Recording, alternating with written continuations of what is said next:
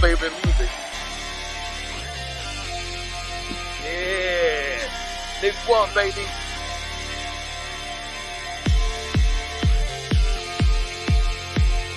Yeah.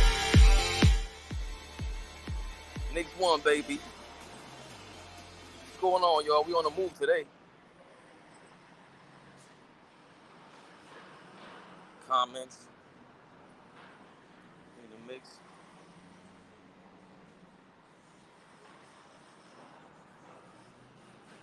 No, I can't shrink. See layout. Oh, layout. Boom. Crop solo. Oh, here we go. We in the mix. Any comments? Post comment. We on the move today. You know, when you got kids, teenagers, you got to make sure you pop up around their high school. Let everybody know I'm around. Daddy's around, man. What? In New York City, baby.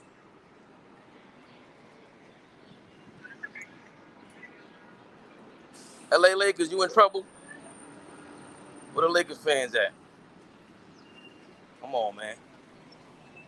I'm on the move, but I still got my... Watch out. Watch out. Yeah.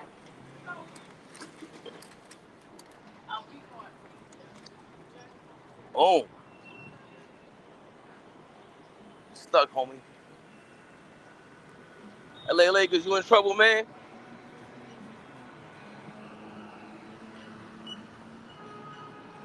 Audio. Nah. That microphone. Now. You probably hear me better now, huh? I always gotta fix that. Nah, it was a crazy game. Knicks Heat. Talk about that in a second. For all you Lakers fans, man. How you feeling? How are you feeling? AD hurt again. Left in a wheelchair. Was it Paul Pierce-esque?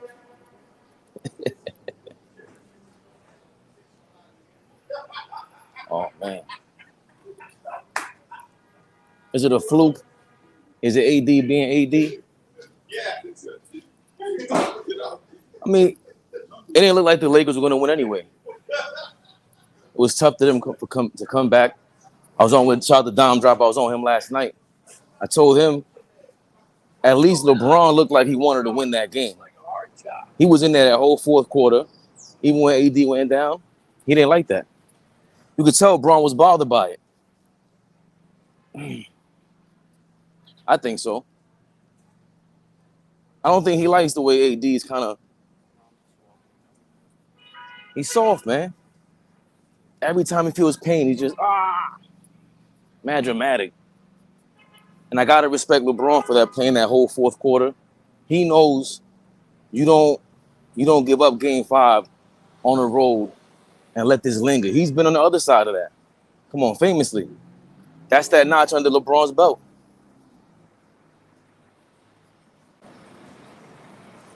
I heard a little thing. Somebody's in here. Hold on. Guess. Oh, Turbo in the building. Come on, man. Big Turb. What up? What up? What's the word? Hey, now you got your camera off? I can hear you. I can hear you. 1 2 1 2. Can you hear me?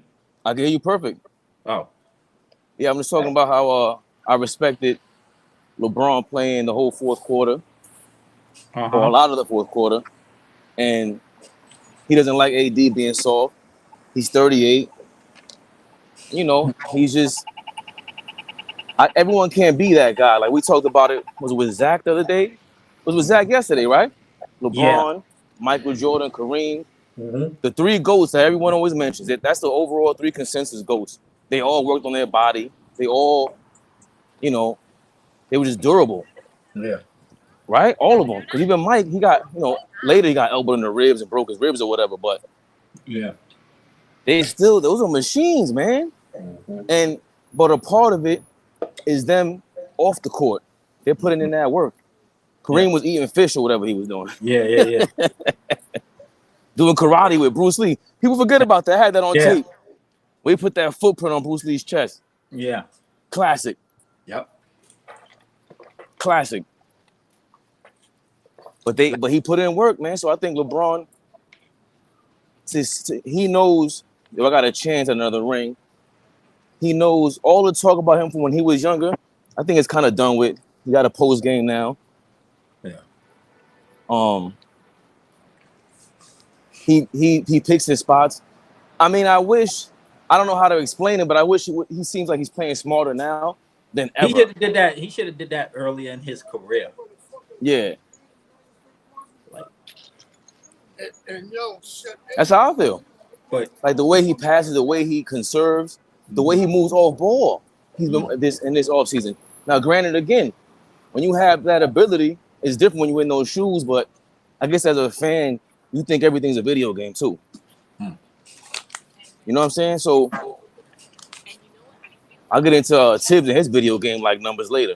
That was crazy. The only thing is with LeBron. LeBron never really had that go-to move where you'd be like, "Oh shit, that was you know what I mean?" Right. He just plays off of just straight up talent and natural ability. Right. You know what I'm saying? Yeah. For the most part of his career, but at least see in Miami, he learned to punish them inside the 3-point line.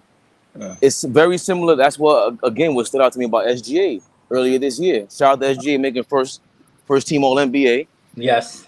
What stood out to me was that he's not forcing these 3-point shots. He went from 5 3-pointers a game to 2.5. LeBron, if you look at his numbers, I mean, at one point he was shooting like 60-70% from the field in Miami. Not for the entire season, but come on, man. That doesn't come from. That means they can't stop you. Yeah. You're going to the basket at will. Yeah.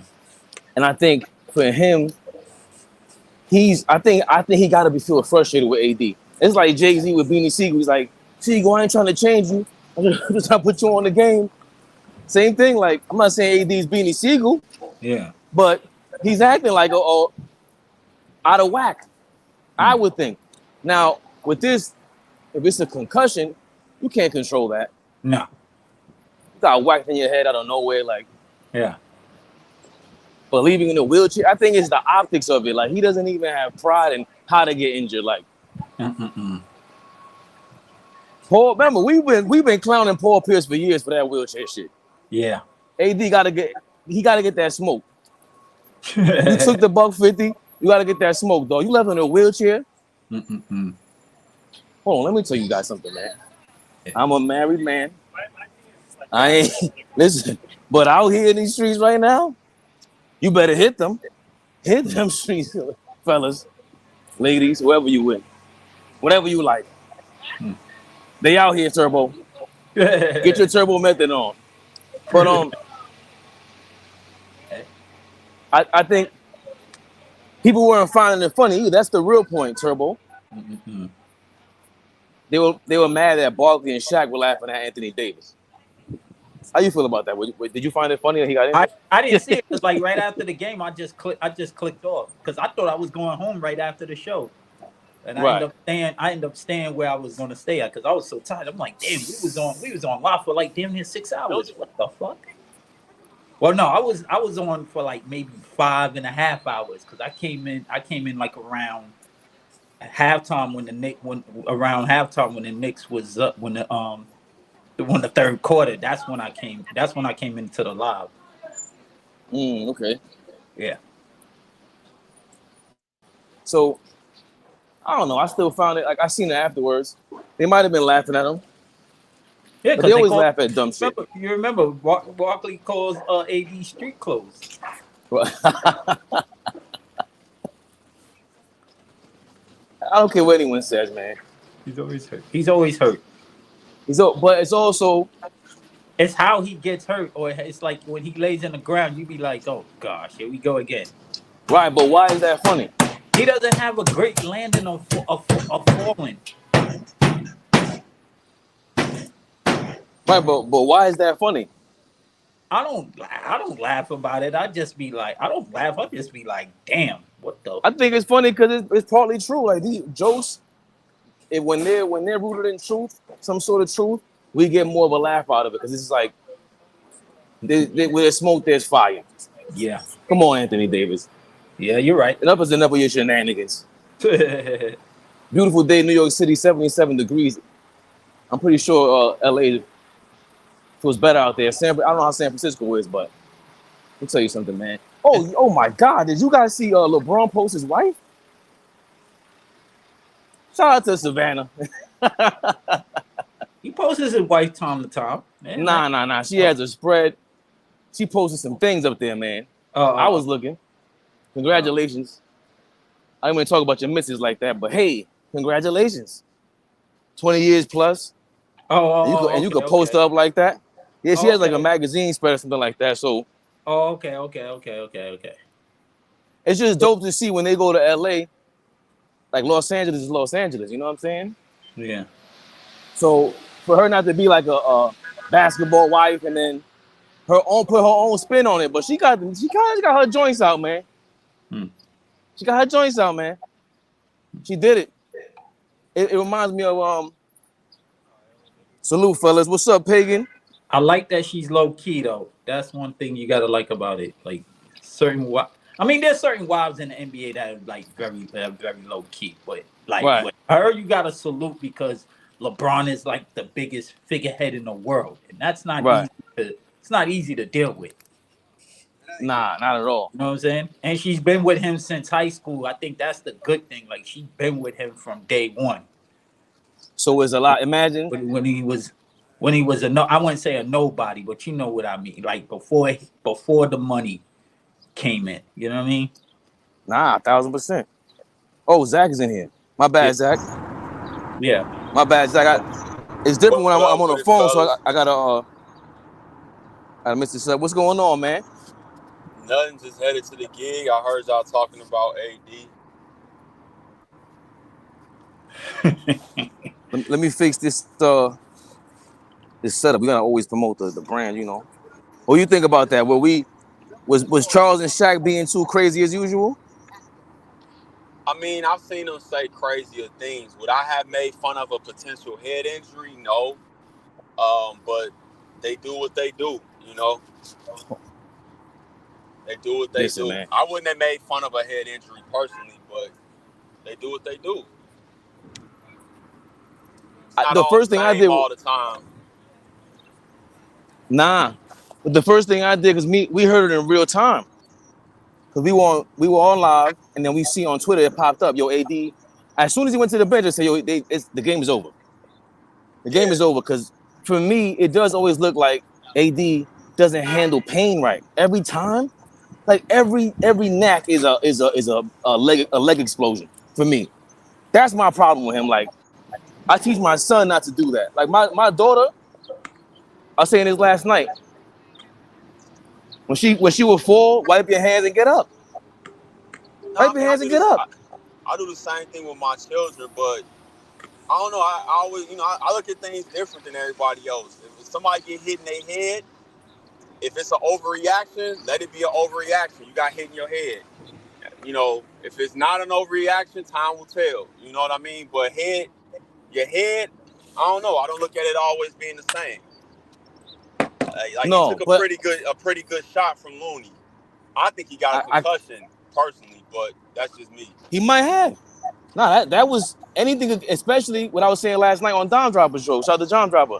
Once you get, who knows if he has a previous concussion history. Once you have one concussion, you're more susceptible to more concussions. Yo, let me know if you guys can hear me well, because I'm in the street. No, I can. You good? I mean, I had 4 during my playing career. 2 of them I actually collided heads with somebody diving for a ball. The other 2, like I fell and hit the back of my head. And in each case, the prognosis, the diagnosis was crazy. It was terrible. Right. I ended up 2 of them. I came back and played the rest of the game. So I don't know. I'm just always somebody that can separate the narrative from every incident and just judge it accordingly. I don't think this is the same as him hurting an ankle or some of the other things. I mean, the dude got hit in the head. I mean, what do people want sometimes? That's all. I think it was the real time reaction that people are reacting to. That's the other thing. Like social media is like, bro, my real time reaction is probably the same as I was very proud of LeBron for, yeah, we down 10 in the fourth quarter, but now we got to try to get this, man. We up 3-1. We could close this out. He was very urgent with that. So he's been consistent with that. And I just think is, just responding to the street clothes thing, the AD history. It's after a while, it's like, it is what it is, bro. That's who he is. He reacts that way. I wish he responded differently, but I think LeBron is very good at hiding what any of us would truly feel in that scenario. I think it's human for us to think, again, bro, like just relax. But at the same time, you want him to take care of himself, man. Because a concussion is crazy. That's why I always say, I mean, again, I wouldn't have done it, but Shaq and Barkley, this is kind of where we are with them. No filter, really no thought involved. We talking about a head injury. It's like, come on, fellas. But I get it. It's entertainment, man. I get it. Right. That's the bottom line. Yeah, it's entertainment. Once you come to that conclusion, you good with it. Personally, I just don't consume it. I'm always confused about the people that complain about it and still consume it. Like, that's just weird to me. That's like not guilty pleasure. What's that called? Not a guilty pleasure. When you watching some shit that's just like some torture and shit, like you a masochist. What are you watching? Yeah, like you watch First Take every day to come on the timeline and complain about it. That's crazy to me. I don't. Man, they're lying. They're lying, Zach. No, like literally complain about it, but I don't know. I think he's definitely gonna be compromised tomorrow. You know what? And I didn't watch it in live time because I was at work. So I went back and watched some of it this morning when I got up because I couldn't sleep. And I never felt like the Lakers was going to win that game. I just never felt like they had control over that game, even before he got hurt. I just didn't think they had control over that game like that. And I didn't think them as a collective came out with enough urgency, in my opinion. Just the way the feeling of watching that game. Yeah. So now they got to win at home because if it goes 7, I don't see them winning in Chase. I just don't see it. Yo, Zach, I got to ask you too. Because I get the Steve Kerr criticism. We talked about it yesterday. The only one who gets all the props, the only coach that doesn't get any real criticism from the fans right now is like Miami and Pop isn't in the playoffs, but they get the whole, you know what I mean? They get no criticism basically. But with Steve Kerr, I want to say that the Warriors fans, and we don't like them for the most part, right? Yeah. I'm gonna be straight up. I'm sorry, Zach. I grouped you in there. I don't like them for the most part. No, I don't like them. Most of them are weirdos. Like I don't like them at all. I have no problem saying that at all. Most of them are weirdos.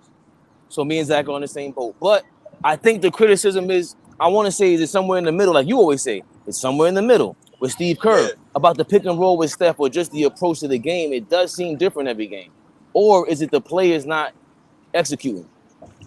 I think it's sometimes both. I don't think a coach has a flawless game when they win. Just like I don't think a player has a flawless game and vice versa when they lose. I just think Steve Kerr understands Curry more than people realize. Curry understands Kerr more than people realize. Mm-hmm. And the whole myth, again, it goes back to the whole argument. The Warriors are not better served with the ball in his hands the whole game, let alone a whole season into a playoff run like I've been trying to argue. They're just not. That's not. Steve Kerr, one of the things he recognized when he got there, he kept all of Mark Jackson's defensive principles, right? They kept all of that kind of stuff. But what he immediately recognized was, and Steve might not think about it like this, or maybe he do, or he won't say it publicly, that Steph Curry in a lot of ways is like Michael Jordan.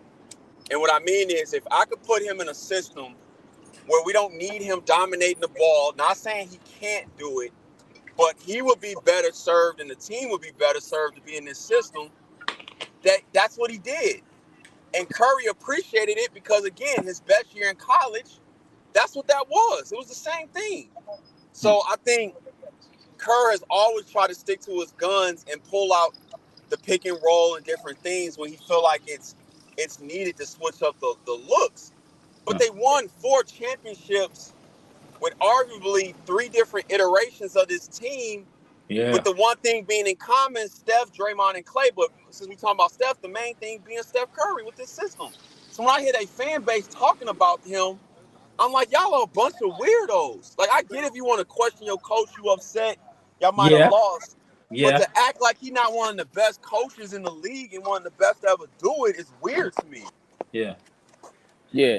I think it's too extreme. It's like people want like results to be 100%. Like nobody can't fail in this league. Like nobody can't fail in life. It's like everything got to be 100% legit all the time. It don't work like that. We're all 3 of us are smart, but we all have flaws, and we make mistakes. It's life. But these people don't. These people don't understand. They are so delusional. It's like, wow. But I be hearing certain stories, I'd just be like, Flea, what up, brother? Let me not chime in on this, because these people are crazy. Yeah. Flea said, what's up, my brothers? Yeah. We aren't basketball purists, hate Warriors fans. Man, can we talk about Clay? He's been just playing bad this series. Not talked about, because Jordan Poole's getting all the attention. And of course, I think deservedly so. I think, you know what though, Flea? I'm sorry, Nick Pillow. Think about it like with Kawhi versus Kyrie. They're kind of like similar with how they're missing in action, but off the court, Kawhi's so quiet, he doesn't get the same smoke. So same thing with Clay and Draymond. Draymond's going to get more of the attention because he's on a podcast 2 minutes after the game. Yeah. So he's going to get the smoke, but Clay, he keeps it cool. He goes and just minds his own business. Like he don't care. He just goes in. Go ahead. That speaks to from this common sense part of how human beings work, right? Nobody's saying Clay is not deserving of criticism, but when you're not outside making a spectacle of yourself or drawing attention to yourself, people can use common sense and be like, well, Clay does coming off an ACL and Achilles, or Kawhi is always hurt because of different injuries. It's not because he's running his mouth or he's doing this or he's not working hard. People can sometimes separate the two if you're not making a spectacle of yourself. But if you're making a spectacle of yourself and you playing bad, nobody want to hear all that other stuff. But me personally, I'm not surprised. Clay had 2 major injuries. Exactly. Towards the end of his career. Yeah. And again, he wasn't a super athletic guy, but he was athletic enough, smart enough, understood angles, and then he's a bigger 2 guard where it made him a really good defender, but he didn't have athleticism to lose. He needed all his athleticism, and now it's a different game for him, but he has the same confidence. Yeah. He hasn't changed his confidence, so he thinks he's going to make every shot. And sometimes for the Warriors, it's been to their detriment. But I agree, he should get some criticism, but I think because he shuts his mouth and goes about his business, he's more likable. That's just how it goes. Yeah. 1000%.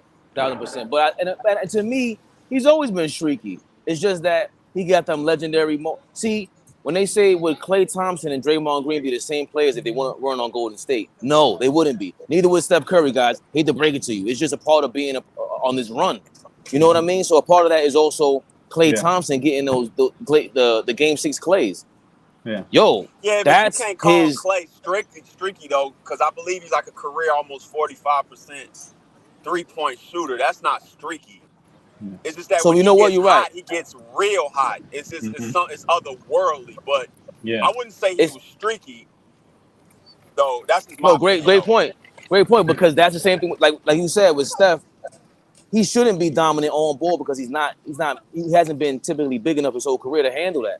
But that's what we like when this era, they really don't understand that a jump shooting team, this is not normal. And they're not a typical jump shooting team.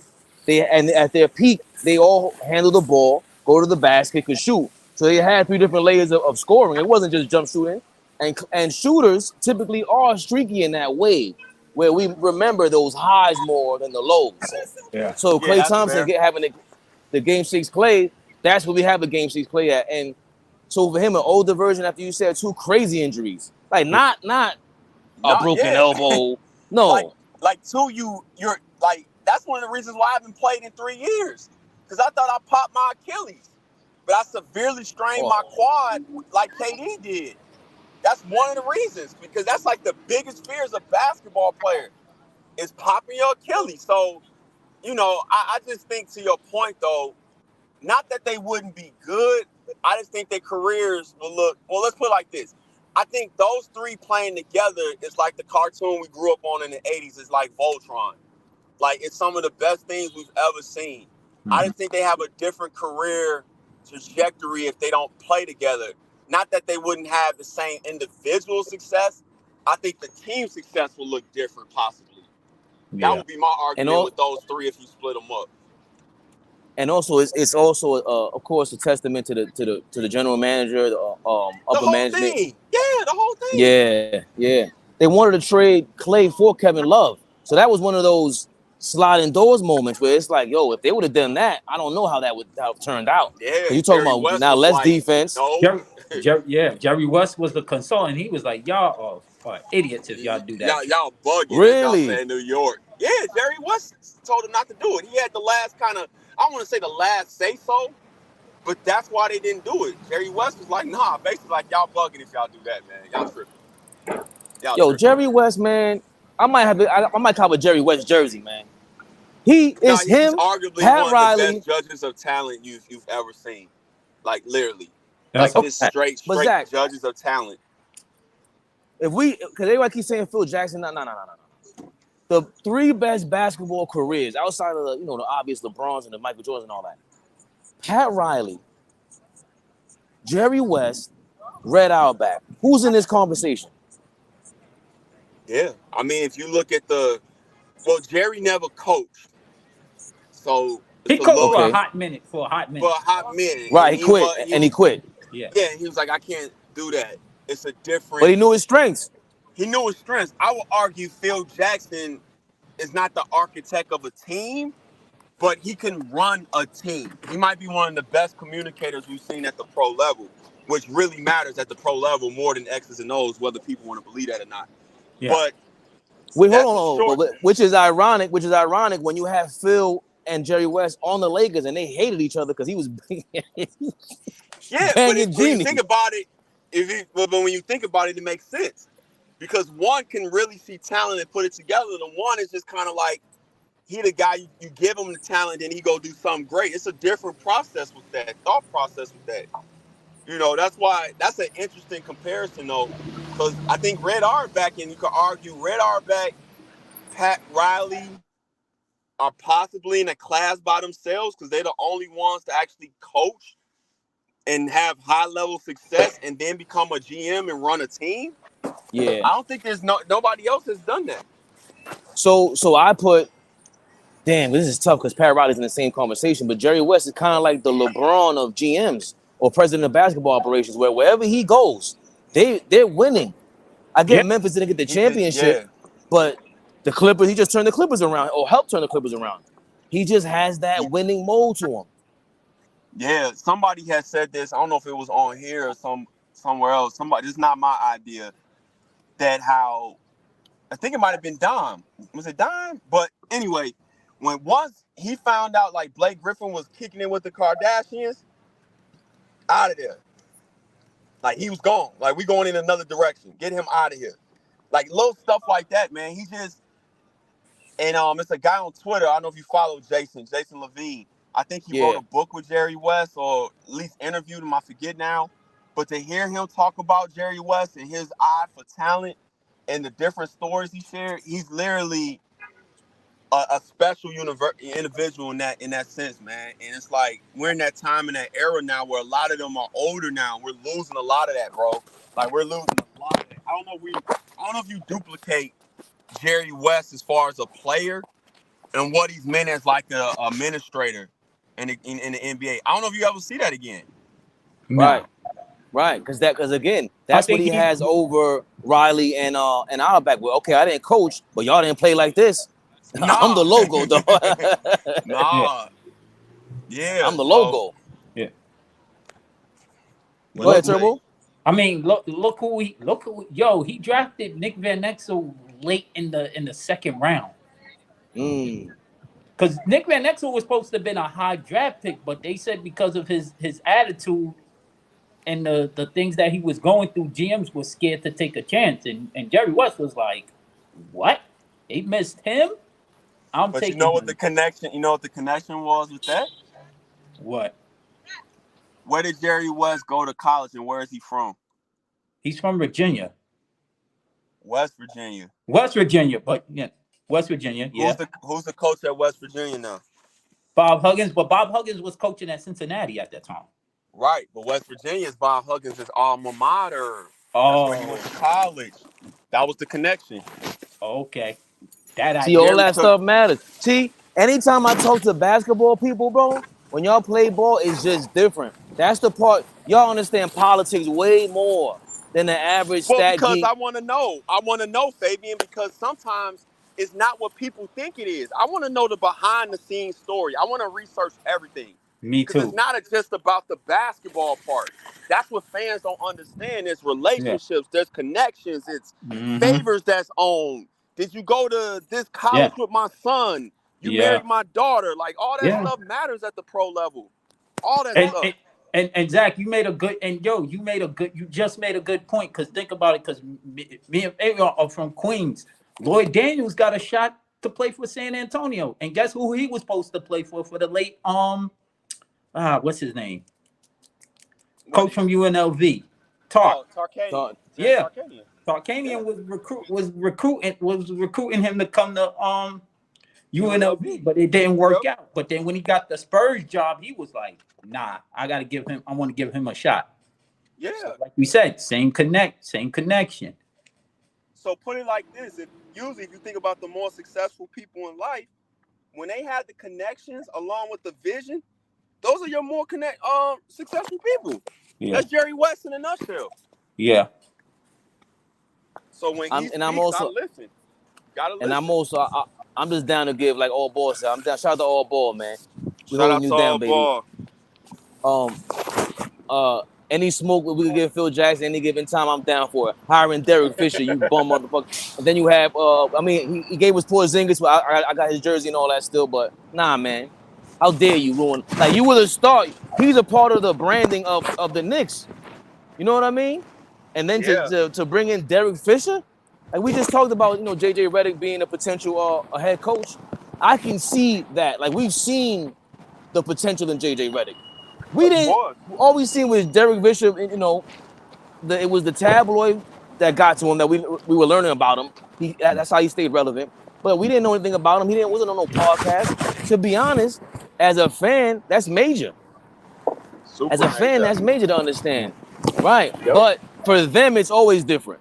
For them, it's like, now from the outside looking in, it's like, if you hire this guy, none of us are we're questioning your hiring. Yeah. Oh, I gotta mute your mic, Zach. It's kind of a lot of. No, I got you. Hold on, I got you. Okay, so with Derek Fisher, I think, that's a major. Just like JJ Redick, it will be questionable, but as a fan, we see what he knows. With Derek Fisher, we don't know you like that, so it's a questionable hire. And on top of that, you double down. Why? Because he knows the triangle in 2016. Spoelstra is doing a hybrid triangle in Miami. What the hell are you talking about? So any slander for Phil Jackson, we got to shoot it at him all day long. You ain't no Jerry West. I ain't mad at it. I understand. I get it. And it shows you, again, talking about Steve Kerr, he knew he couldn't just run the triangle. We could take triangle principles. We can't just run the triangle in today's game. It's just tough. It's tough. You can sprinkle it a little bit because there's some teams that run it, but they don't run it to death. Like, he really wanted the Knicks to run that offense to death, and it don't work like that. But let me tell you something, man. If you in the New York area today and tomorrow, you better take your ass outside. Because boy, oh boy, there's a beautiful view. There are beautiful views you guys are missing out on here in the New York area. Who just popped in here? Rage Man. Oh shit, my bad, Rockstar. He probably been in for a minute. No, it's good. It's good. Stream. I've been listening. Hold on, I gotta fix the view because then I can hear you. We can all hear him, right? Yeah. Yeah, I can. So I gotta fix the layout. Hold on, boom, and then go to the five man weave. There we go. Where's Zach went? He's still here. He in the corner. Well, I can't see on it. I guess the light is shining on it. Pop was CIA. Always a deeper connection. What is the MK handler? What does that mean? Oh, that go into some deeper stuff, man. I ain't trying to get into that. Now, I mean, we got to do a deeper, darker AllBall TV live at 2 in the morning when they're not watching. Yeah, these not regular people. Like, I mean, yeah, we talked about it. Me and you talked about it a little bit yesterday with the coaching. Like, this is a fraternity. These not regular people. I mean, Phil Jackson. You go back. You do real deep research on Phil Jackson, where he was almost like everything was planned out. Like even the transition. I heard Skip Bayless talking about it even on one of his shows. He was like, after watching The Last Dance, it was almost like Phil Jackson was secretly planning against Michael Jordan to leave Chicago, knowing what was going to happen later in LA with Kobe and Shaq, them getting Shaq. That was almost like he knew that was going to happen. I mean, I would too. Like Skip got a Michael Jordan agenda. Like, shut up, Skip. Wherever Michael Jordan's nuts were, that's where Skip Bayless was going to be. But so, you know what I always say makes it funny is growing up in Chicago, Skip Bayless used to write, here, I think it was for the Sun-Times or the Tribune, I forget which one. And he didn't like Michael Jordan. So it's been funny to kind of see how this is now because he was not a Michael Jordan guy like that. He wasn't. In the 80s or? No, yeah, 90s. Oh. In the 80s and 90s. He wasn't a Mike guy like that. So it was kind of interesting to see how he's, kind of turned over the years. But the thing with Phil... Hold on, Zach. Hold on. So I think now that you said that, it explains everything. Because if you see Skip now, he's trying to start to turn on LeBron. He's starting to like him. So no, afterwards, he always liked LeBron. He just trolls sometimes. Yeah, he likes No, not sometimes. No. He's doing exactly. He's a fan of LeBron. No, Rage Man. He's doing exactly what Zach is saying that he did to Michael Jordan, but 10 times worse. It's almost everybody's the same opinion thing. about LeBron James is about Skip. Yeah, nobody remembers. I didn't know the hell he was. It was in print. He wasn't on TV. We kind of seen this all unfold, but him, Michael Wilbon, Tony Kornheiser, those were all respected, Jackie McMullen, respected writers. And those two, Wilbon and Skip, were in Chicago during those years. So I remember it vividly. But the thing about Phil, in The Last Dance showed it a little bit. People act like he just got Jordan and all this. Like, nah, he won a chip in the CBA. Yeah, he won a chip in Puerto Rico. Yeah. He had the Red Holzman, the great late Red Holzman for the Knicks, had his stamp of approval and a couple other people. Yeah. And shout out to Jerry Krause. Jerry Krause had an eye for talent and different things, and Jerry, the writing was on the wall. And I'm old enough to kind of remember that. Nobody felt like, if I look back in the moment, I don't remember exactly every detail, but I just remember the certain conversations. Nobody in Chicago felt like Doug Collins was the answer. See, you see that comment right there, Fabian? Man, look, that just goes to prove. Skip was making money before LeBron. Come on, no, man. but what I'm saying, let's not make this about LeBron. Skip was making money before LeBron. Whoa, Rage Man, you're bugging. I'm just saying, let's not. He wasn't making. Michael Jordan Rage was Man, do me a favor. That's like LeBron put Skip Bayless on the map. That's cap. He was literally just talking about Michael Jordan. Look, this is what I was talking about. What? Fabian, look, he don't like LeBron, but he discusses this man every day. Every day. They did research. Like most of his tweets is about LeBron, a man he hates. You feel me? So Rage Man's wilding. He doesn't hate him. But look, that goes to show you what I was telling you about. Like, even though niggas don't like LeBron, you can't not have him on the platform, nothing on the what's it called? Maybe because he's the face of the league. That would just be dumb to not talk about him. Rage Man ain't wilding though. He's not wilding. He always wild. There's nothing new. Skip man, is whatever. That's your Skip opinion. Skip is a respected Rage Man, journalist you're that had money, man. Skip was a respected journalist that had money. So let's not make it sound like LeBron. Yo, can we all hear Zach good? It sound like LeBron put Bayless on or something. Yeah, that's why I said I can hear Zach. We're not gonna make it sound like that. Like he put Skip Bayless on. He had a whole nother career. It's just that what happened was if you're my age, or let's say if you're 30 and under, you didn't grow up with the newspaper culture like that. You grew up with what you see on TV now. So in your mind, you think he was already established. And actually, comes from kind of a famous family. Like his brother is one of the top chefs in the country. Jordan Ramsay, not Jordan Ramsay. I just saw him on my show. God, what's his brother's name? He got several restaurants in big time cities. And I'm a journalist, so I respect Skip Bayless come up. Yeah, I mean, all of them were well established, you know, award-winning writers that they put a camera in front of and changed how we consume media. Yeah, literally. Exactly. So when people say that, like Rockstar, like he's trying to imply, like that's just, and I think you old enough to know that, but that's just crazy that you will say that, like you apply, like LeBron put him on.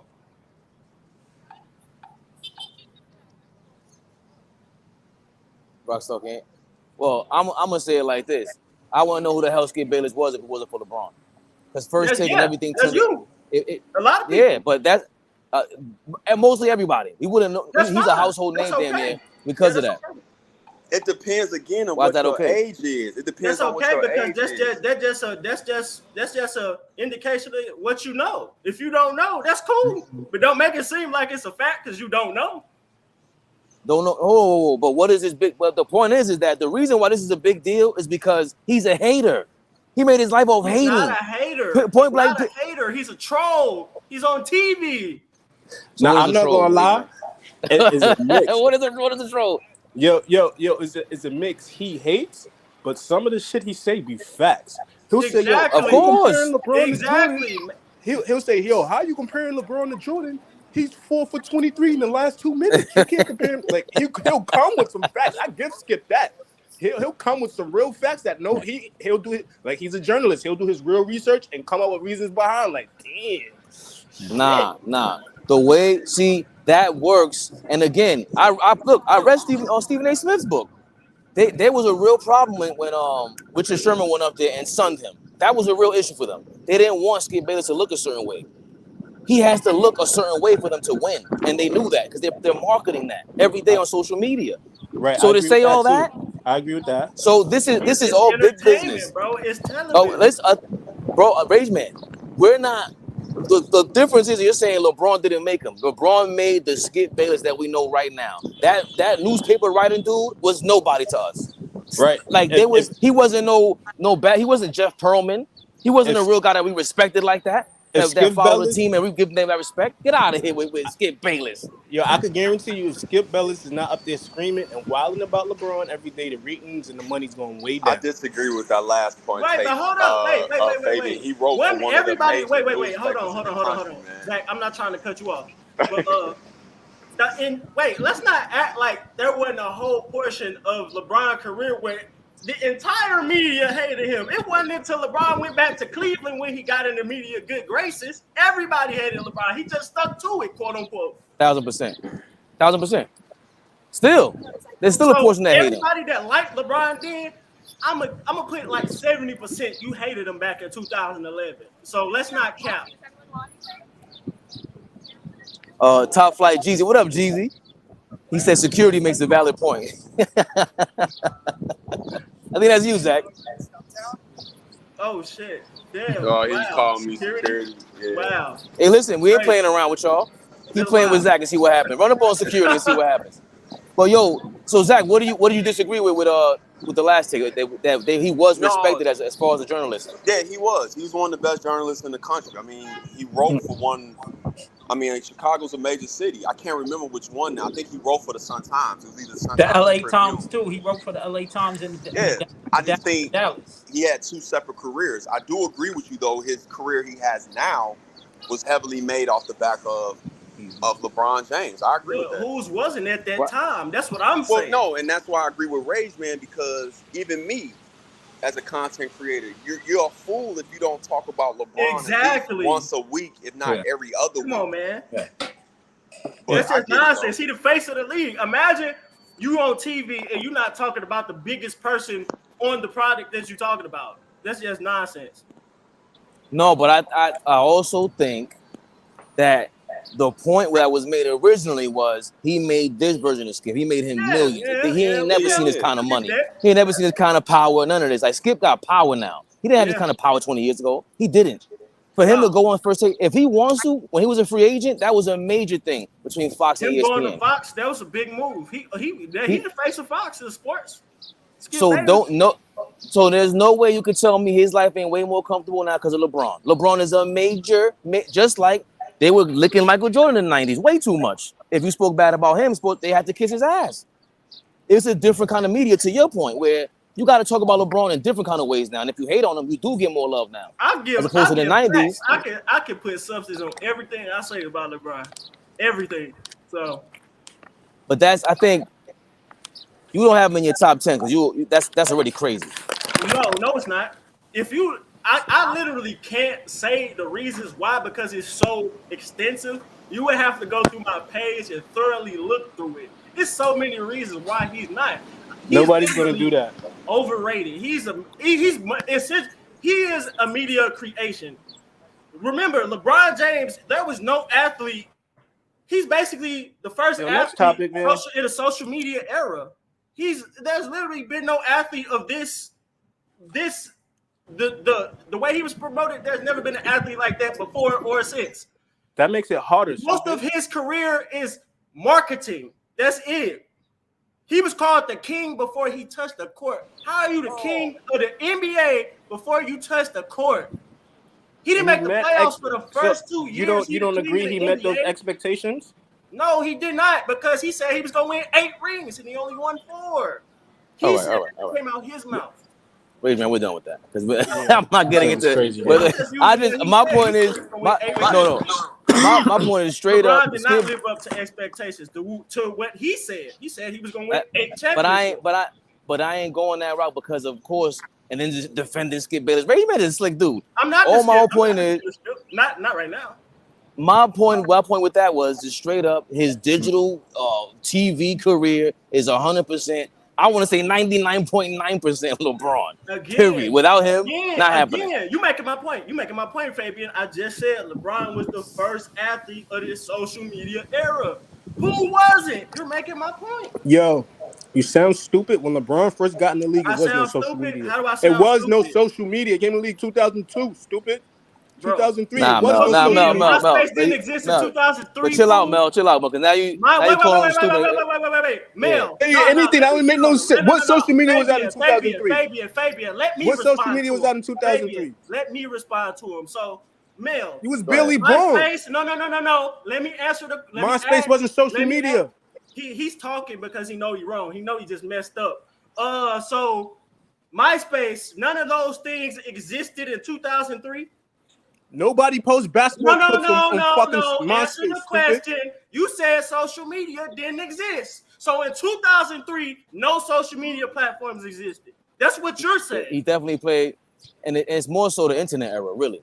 Exactly. If we're gonna keep it just, it's more so MySpace like was LeBron. social media. Fabian, MySpace was social media. That wasn't social media. MySpace is hold on. MySpace is definitely social media, Mel. All right. So all right. Yes. Okay. Wait. You could post no videos. There was no videos in that. It was only pictures. It's social media. Right. But hold on. Look. Hold on. Semantics. Yeah, exactly. Listen.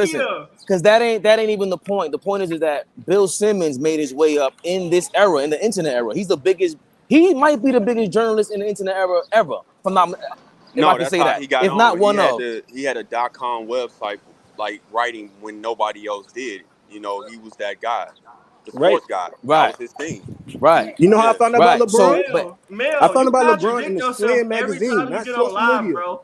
You literally, like, I don't think you think before you talk, bro. Yo, shut up. What are you talking about? You just called me stupid and you just said social media didn't exist in 2003. That's hella wrong. Like, what are you y'all listen, hold on. Y'all listen, do y'all want to have a little sidebar? No, he called me stupid. I just had to. He really stupid, bro. Yeah, so I said, no, you got to chill out with all that. Nah, I mean it. I don't like him at all. I don't even know him. I don't even like people that I don't like. Hold on, I can't hear y'all. So look, I can hear them. We moving along with this bullshit. That's what LeBron does to y'all. Nah, that's what LeBron don't do that to him. Me. That's what LeBron do to him. He just spewing nonsense. In trouble. Look, another NBA player that's not supposed to be in the league, according to this buzzer, had 21 points last night. Talk about that. Yeah, we did talk about him, Mel. I think you missed that part. What did you feel about that, Mel? No, not him. No, wait until. Who, Rage Man? Yeah. What did you feel about his 21 points? About a nigga who's so underrated, so overrated, and shouldn't be in the NBA. Bro, what are you so triggered about? Is Draymond and LeBron your daddy, bro? Just answer. Watch your mouth. That's what you you're call going me to do. You're stupid. going to watch I'm your on mouth. your head, bro. You call me a name. Watch your mouth, little boy. Nah, you call me a name. Watch your mouth. I'm a grown man, bro. I'm 24 years old. All right. Damn, did I just miss the fireworks? I guess so. Y'all got to chill out, man. What happened to Zach? Y'all can't. Are you Zach in the middle? had enough of that shit. Is that a green? Now I'm in the middle. Zach had enough of that shit. Are you in the middle of New York City right now? Yeah, I'm on 5th. It's 5th and Broadway. That's beautiful, man. Are you guys gonna calm down? Because if not, I can't let you back in. What happened? No, Ray, LeBron. Always say, when you mention LeBron, you know how they go. You're going to respect LeBron when he retires. What's Rockstar? Who's at Nick? I think he's in. I'm just gonna read it. And my man Jeezy, Bronx in the BX in the building. Laugh out loud at Nick. I respect LeBron. I don't necessarily like him anymore, but I respect him. Okay. At Nick, Rage is bugging. What the F? What was the argument before I came in? Can I at least chime in? I was saying LeBron made Skip Bayless's digital career, his TV career, basically.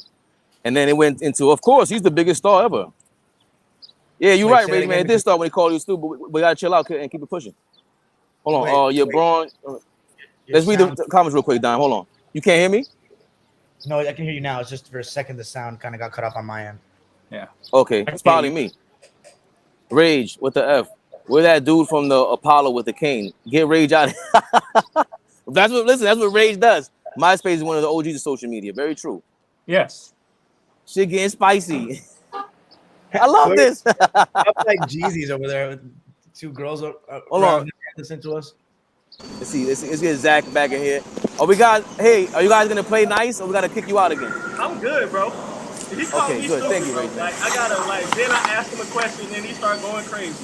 Yeah, but you gotta move. Rage Man, gotta move past it. Nah, bro. Move past I it. play fire with fire sometimes. He take shots at me way too much, bro. You gotta show me some respect. So moving on means to stop talking about it. Move on. Yeah, let's leave it alone. I ain't trying to hear nobody. No, it's not gonna apologize. I don't think we gotta keep it pushing and stop being triggered by LeBron, guys. Bro, I just asked the question about Draymond Green. I went on to the next topic. I brought up Draymond Green. What about him? We talking about Draymond Green. We talking about Skip Bayless. Nah, real Rage Man. Over because of you. Rage Man, we talking about Draymond. All right, so we could go. Y'all could go. Y'all could leave, bro. I think I'm not about with this Draymond shit. Green 20 points. That's cool. That's cool. Why he can't do this more? He should be doing that. He should. Who? Draymond? Yes. Like, what are you saying? You saying that like that's a milestone for him? Getting 20 points is a milestone. That's a career milestone for Draymond Green. I wasn't saying I wasn't saying that. I just asked the question, brother man. Relax. I'm asking you, like, what was the point of bringing it up? He's supposed to do that.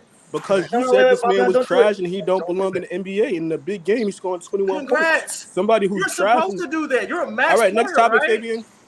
Like, come on, man. What are you saying? Fabian, next topic. That was a topic. Draymond, why did the Lakers win? Are you triggered by watch him out? Why are you triggered by Anthony Davis' injury? That was a real topic too. Me and Zach talked about that already. See, look, when I came on here, Zach said the same thing. He said, "Remember when you played the doctor?" And I'm like, "Yo, I've been through that. I blacked out. I had a concussion. I blacked out." Zach said the same thing. Like, "Yo, stop acting like it's not a head injury." And I said, "I feel bad." He was like, "Nah, I'm telling you, that's a different ball game, bro. You get hit in your head." Yeah. Yo, Zach, last and Rage Man and Turbo was there and Dom Dropper. We posted right after the game. Some doctor goes online on YouTube and he diagnosed everything. And he was saying like, yo, he thinks Anthony Davis got bad luck and he's not injury prone. I'm like, nah. It's both. Nah. Yeah. One of them IG doctors. It's both. But I've said it when I made the video about him earlier this year, and I know it as a thinner built guy. If at 6'3", my best weight is anywhere between 185, 188. I get to be 195, 200. My knees start hurting. I don't move the same. And I think a lot of it starts with AD's preparation on and off the court, and the fact that he's easily 35 pounds heavier than when he was at his best in New Orleans. I think that's where it all starts and ends with him. So I think the truth is in the middle. I don't think he puts the work in. I know he doesn't. Again, I'm not going to give up everything, but I know his people. I know people. He doesn't work hard the same way off the court to take care of his body like other top stars. He doesn't. Zach, to play devil advocate or to disagree, he was getting hurt in New Orleans as well. He's been getting hurt his whole career, bro. But not to this extent. It seems like since he's been to the Lakers, he's missed huge chunks. He only missed huge chunks in New Orleans when they sat him down because he wanted to be traded. They said they put up a stat. He's only played 44% of his games, and half of those. Wait, in the Lakers or his career? His career. He's played 44 of his available games. He's been available. He played 44% of them. That cannot be true. And I'm trying to tell you, you think I made it up, bro? But what they did was they combined his whole career. I would love to look at the New Orleans career by itself and the Lakers career by itself, and then tell me what's the percentage of games he played. But he's never missed a full season. There's no way he's played less than half of the games of his career. That's impossible. No, I think that is true. It can't be true. Yeah. It can't be true. Because Kawhi played like somebody have a computer. Because out of all Kawhi's games, I think he like in the 30% of guys. No, you don't. No. Even Kawhi's played the majority of his games. No, he's in the 30s. He's missed most of his games. Here, so 30% sounds crazy. Listen. Yeah, go ahead. Listen, I looked it up. It's crazy with me and him agreeing. If you look at his New Orleans career, that means I'm not. That means I gotta listen to Zach right now. That's the hell that means. I need some real information. If you look at his New Orleans career, his rookie year, 64 games. The next year, 67, 68, 61, 75 back-to-back. And then there's 56 because he was going to be traded. That was mainly what that was. He gets to the Lakers, 62, 36, 40, and 56. So to my point, I'm not even a math guy like that. I can just look at it. The reason why the percentage is so low is because the bulk of it is in his LA years. He didn't really become injury prone like that until he got to LA. And again, it's not about disagreeing. I know what I know. He's from my city. I know people. He does not work on his body the same way. Jabari Parker is in the same book. Yeah, they might go play basketball and do different things, but they don't train and work on their body the same way as how his teammate does. He doesn't. Zach, why do you think that is, though? I feel like it should have been opposite. You hooping with LeBron, who's opposite of that. No, because people are what they are. People are what they are. You got to understand. I've told this story several times. Nobody knew who Anthony Davis, the reason why he's not respected in Chicago like all the other people, because he was nothing in high school like that. Nobody respected him like that. He grew overnight, had a birthday, as me and my guy like to say, at an AAU tournament, and became the #1 player in the nation. So this wasn't something that was brewing all these years. He had to recruit his friends to come to high school so they could have a high school team where he went to. It's called Perspectives now, but if you're a Kanye fan, he shouts it out and drives slow. He said, I went to Calumet, the home of the Stones. That's Calumet High School. That's where AD went. But when it became a charter school, it became completely different. So I believe now that he's this big superstar, where was he going to pull this from? He's a very introverted. He's a very introverted kid. No, this is great information for real, right? I never heard, like, I know he was from Chicago, but you just made a great point. Like, everybody that's from Chicago, a basketball player in the NBA, that's like part of their identity. Yeah, he wasn't a highly recruited prospect until like the summer of his junior year. That's when he blows up. It's very different than everybody else that you guys may be familiar with that's from Chicago, like Quentin Richardson, Dwayne Wade, even Eddie Curry, a Will Bynum, a Sharon Collins that played at Kansas. Like all these people, Tony Allen, all these people were like high school, like touted. He wasn't that. So I'm not surprised he is how he is because I also know his personality. So it don't matter who you're around. Sometimes people are who they are. It is what it is. Yeah. And I still think he weighs too much. It's too heavy. He's missed 200. I think his bones, like, it's something wrong. It's like, I don't know. So even if we go down the list of superstars, right? Let's name, if we try to go down through 10 of them, if we want to put Anthony Davis in that category, you got to look. Joker doesn't look like he really, I don't know if he works out, but he doesn't get injured like that. Luka, Anthony Davis, and who else stands out that really wouldn't take care of their body? Zion. He too big. Damn. He too big. Right. Still too big. Right. Right, because Z always says that. So that's 3. Let's say 10 to 15 superstars that are box office that draws the crowd. I even throw another one in there, an all-time great. Shaq's body started breaking down once he kept getting bigger and bigger. Even him being as big as he was too heavy. It's a correlation, man. You playing basketball, not football. Anthony Davis. That's a full threes. It's a full, my bad, Dom. It's a full 360 because we just talked about the thing that the common thing between Kareem, LeBron, and Jordan, the top 3 guys in anybody's book right now. Yo, these guys are health nuts. All they ever mentioned is working out in the offseason. They're dieting. LeBron is what, $1 million workout plan in the offseason. Kareem eats fish. I think it's 4 million. Different approaches though. It's different approaches too. Like, yeah, Jordan was a workout nut, but he also rested. Like, he didn't play basketball. Did he play basketball on the regular? Well, I know these players back then, they got some sort of rest. They wasn't playing basketball all year. He did when he was younger, but I would say because it was That's nothing a big part of it, how you recover. Yeah, it was nothing to see Mike playing in the playgrounds in the 80s. He stopped, and then he played in the original Pro-Am that was at Chicago State when Terry Cummings and Isaiah Thomas was still playing at that level. But by the time 89, 90 hits and it looks like they about to start winning chips, all he played was golf in the off season, and then he will have private workouts where he will call different guys.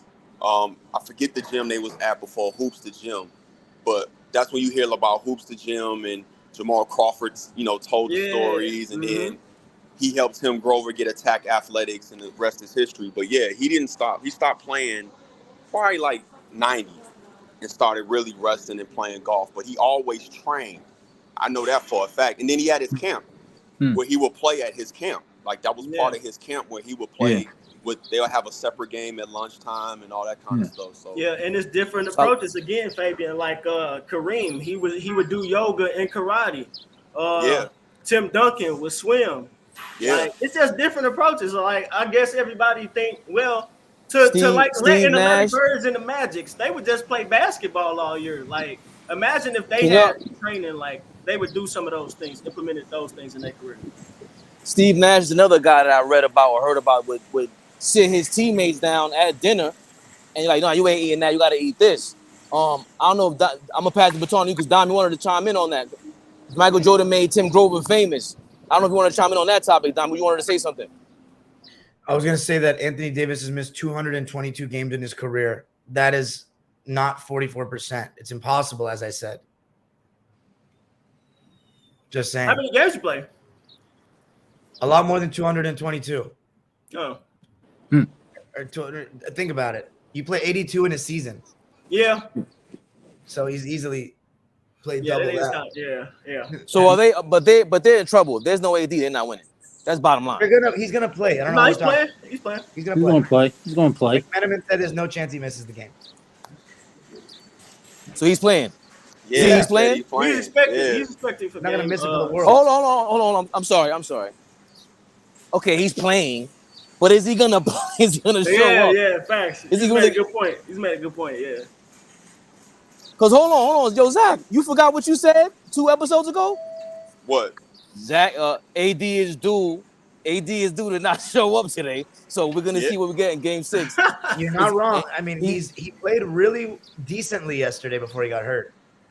Yeah. Hey, Don, did you feel like they was gonna win that game? No, I just never felt like the Lakers was gonna win that game.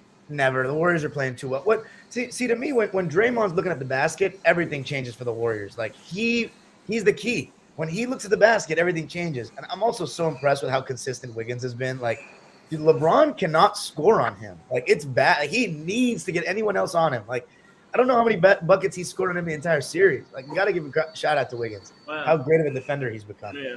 And how consistent he is. I really like him. What did Steph finish with? 20, what was it, Rage? 28, 26? Yeah, something like that.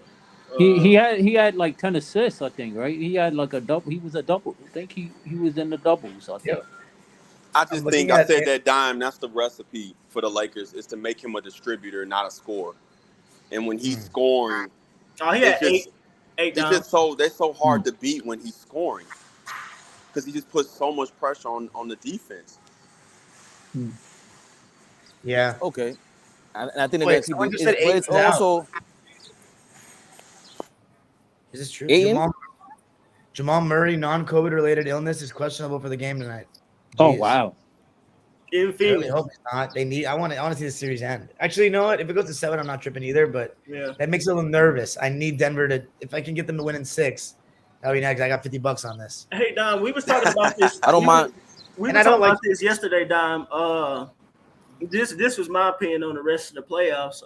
Well, we were saying like how this decade is going to be like the 70s, and it's going to be the most parity that it ever has been. Do you think any team that wins the championship this season is going to win it again next year? That's a really actually an interesting question, because with the contracts and like the lack of like certain guys just being loyal to one organization, it's very hard to build that continuity and I think that's also part of the reason why we don't have that many great teams. We have a lot of good teams, but like back in the day when I was growing up, like, and even when you guys are growing up, like you had to beat a team usually. I guess you could say that's the Warriors this season, but they've been a little dysfunctional. Yeah. Where they had an established core with a superstar, and like they had been through the ringer together. Like you had more than just 1 or 2 years. Like you really had to beat them. Yeah. San Antonio, Dallas with Dirk, Kobe with the Lakers, in Chicago with Mike in the 90s. But like at least for the Spurs, they had for 20 years. Like you had to go through them or the Lakers at some point. Yeah. We don't really have that same team. I guess you could say it's the Warriors right now. Well, and the Bucks too. The Bucks been kind of up for a while. Yeah. I did say that if any team, the Bucks already has one. They're going to be one of the only the franchises to win multiple championships in this decade. You're right. It's going to get worse though with the new CBA. Yeah, the new CBA is anti-dynasty. So we'll see. I think though, I will say this, Ray, the best team that has a chance to go back-to-back next year, I would say, are between Boston, Philly, and Denver. I can see Boston doing it. I can see Boston going back-to-back. If they like, the only reason I give Denver a shot is if you give Jokic, if they actually get over the hump and they know they can do it. Yeah, there are certain players like AD. Championship confidence is different. Facts. Exactly, but the only time I've ever been wrong about championship confidence is AD after the bubble. I thought he was going to come out and like actually like take the reins. Yeah, I did too. Yeah, facts. He did the every other game thing. This is what I tried to tell Fabian, but he was like, no, but in the playoffs against Phoenix, he was amazing on defense. I'm like, dude, I get it. In the playoffs, he was amazing on defense, but in the regular season, it was every other game again. And LeBron was actually playing better than him before Solomon Hill fell on his ankle. That was when LeBron was like pushing the MVP narrative hard for him that year 18. Yeah, that's all I got. No, I agree with Ray's, man, because I said that at the beginning of the season that this was everybody could beat everybody. Every team has some type of flaw. Denver's flaw is the guard play, because you have a stud down there in Jokic. And I think even if it goes 7, I still have Denver. I haven't lost confidence. I think this could be the series that when Denver is having their championship parade, you look back at and say they got tested. It wouldn't be the first time a champion got tested. Very few champions walk through the playoffs like the Lakers did that one year. It just doesn't happen like that. But I think I agree. Denver, Boston, Philly too, but does Harden want to stay? I don't think Harden got the endurance to do that. I don't think Harden got the endurance to do that. I think he does, though. I think he's figured out how to play with Embiid finally. Because 2 things was going on with Harden, in my opinion. Playing with Embiid and then playing for a guy like Doc, who's just not creative offensively. You know what I'm saying? Like, I always look at Mike Malone in Denver and then look at Doc and Embiid, right? And then to give an example, game 3, the last game in the beginning of the third quarter, Mike Malone draws up dime a double stagger floppy set for Jokic to come off and catch at the free throw line and knock down a jump shot. When has Doc ever designed anything close to that? You know, it's just so I think Harden has to fight 2 different things, and I think he's figured it out and he's paced himself. So as long as he's healthy and wants to be there with Embiid in his prime, they're always going to be in championship contention. The question is that what James Harden ultimately wants to do for James Harden? Or does he want to go back to Houston for whatever reason James Harden wants to go back to Houston? That's the question. What do y'all think about this because unlike the 70s, it was more organic. Like you just had teams spread everywhere, like the Wizards and the Supersonics. But what do y'all think about this? Rage, you had a bunch of guys in the ABA too. Yeah, you had a bunch of talent in the ABA. Dime can speak to that. Good point. Great point. What do y'all think about this manipulated parity with the CBA? Parity? Like with the CBA, like we were talking about. Oh, I mean, I don't know how much I like it. I think it's a natural thing. No, the CBA is going to make it to like we were saying, like it's anti-dynasty. Not that I'm against parity, but the CBA is going to, discourage that. But I think they got to deal with the times now. Like the one thing nobody's talking about is that now players, if I'm not mistaken, and Zach, we got to look into this, and not everybody, they can actually invest in their own team now. They weren't able to do that before. So in this new contract, they're gonna be able to make money off their team. If you're in a bigger market like New York, you're incentivized to come here because of the MSG networks. Don, with Clippers Vision, players are more incentivized to go to LA and play for the Clippers because they have an investment with. And look, you got Steve Ballmer. You got the perfect guy to bridge the gap between information with the stock market, technology, for the team, and just being a great ball player who wants to make more money. And getting ready to have 125 bathrooms in the arena. Yeah, well, but isn't it though to limit big spenders? That's a good question, though, Don. Details in the CBA. I don't know all the details either because I'm curious to know how the ownership thing is really played out. I've seen a couple people who I follow either on LinkedIn or Instagram that talk kind of the financial side of sports, kind of say what Fabian is saying, implying that, for example, if Chris Webber, they gave the example, Chris Webber would have took a percentage of the Kings when he first got there. And then when the Maloof sold it, he would have made like 5 times what he made as a player or something. So I have seen people float that out there, but I don't know how 100% true that is. Like, do you get 5% of your contract in that? Are you signing a deal? Like, because to Dom's point, it was to prevent like the Warriors being the Warriors. That's why Draymond, he could say what he wants, but that's why Draymond's upset because that almost basically took the Warriors off the table for him because he's going to want his money. That was the reason he pushed KD out. He wanted to get paid. They was going to pick. He had to force KD hand because they were going to pick KD over Draymond. No, I think he didn't force KD out. I think KD wanted out regardless. That's like a separate topic. No, but he was going to leave anyway. But Draymond, that incident was the straw that broke the camel's back. But it's the writing's on the wall. The expansion is there, and again, Zach, we talked about it last night. There's never been a bigger talent pool ever in the history of the NBA. It's international. All we're gonna miss, the only next level now is Mars and the rest of the universe. That's the only way this thing gets bigger. Yeah. You know what I'm saying? So the deal's in place. That CBA deal's in place to have the 2 superstars because that's really what you want. And it's incentivized for the bigger superstars to go to New York and LA and Chicago because they're gonna have the bigger market, and Boston. And remember, these are also the cornerstone, the franchises of the league, right? Yeah, Boston, LA, the Knicks, what they say, right? So now remember, the Lakers and the Knicks are the biggest. Well, the Golden State Warriors are the biggest team in the league now, $6 billion. Bulls still. So now, right, and again, that's what Draymond is mad about. That CBA also penalizes teams. I can see 4 new teams: Mexico City, Vancouver, Seattle, St. Louis. You ain't mentioned Las Vegas. St. Louis need a basketball team. I'll go to every game. We need I gotta St. see Louis Spirits or something. The great. But Mexico City is I think Mexico City is either Mexico City or Vegas got to be next.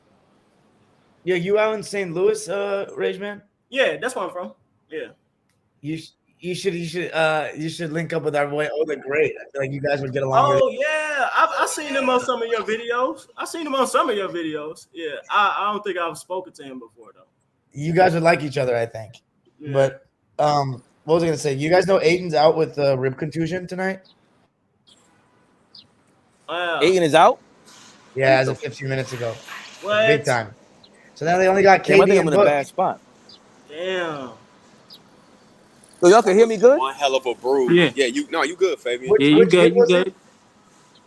They said a rib contusion. That must be one hell of a bruise. Which hit was it? I don't know. If they said a rib, he broke some ribs? They would have just said he broke ribs. A rib contusion? Dude, it's weird. Is it just me, or does it seem like we have so many more injuries where we don't even see when it happens today? Yeah. No, I agree. I played with bruised ribs before. It's very painful. It's just a pain. I don't want to say can't play. Yeah, but it's really a pain tolerance thing unless you broke some. Because every time you take a breath, it hurts. Oh. Yeah. Like literally every time. Yeah, every time you take a regular breath, it hurts. Let alone when I was playing. I just took a bunch of Tylenol to get through the game. Jeez. Yeah, I don't know. I hope this is the end of the line for Phoenix, but like, I just know that Devin Booker tonight is probably gonna have a big game.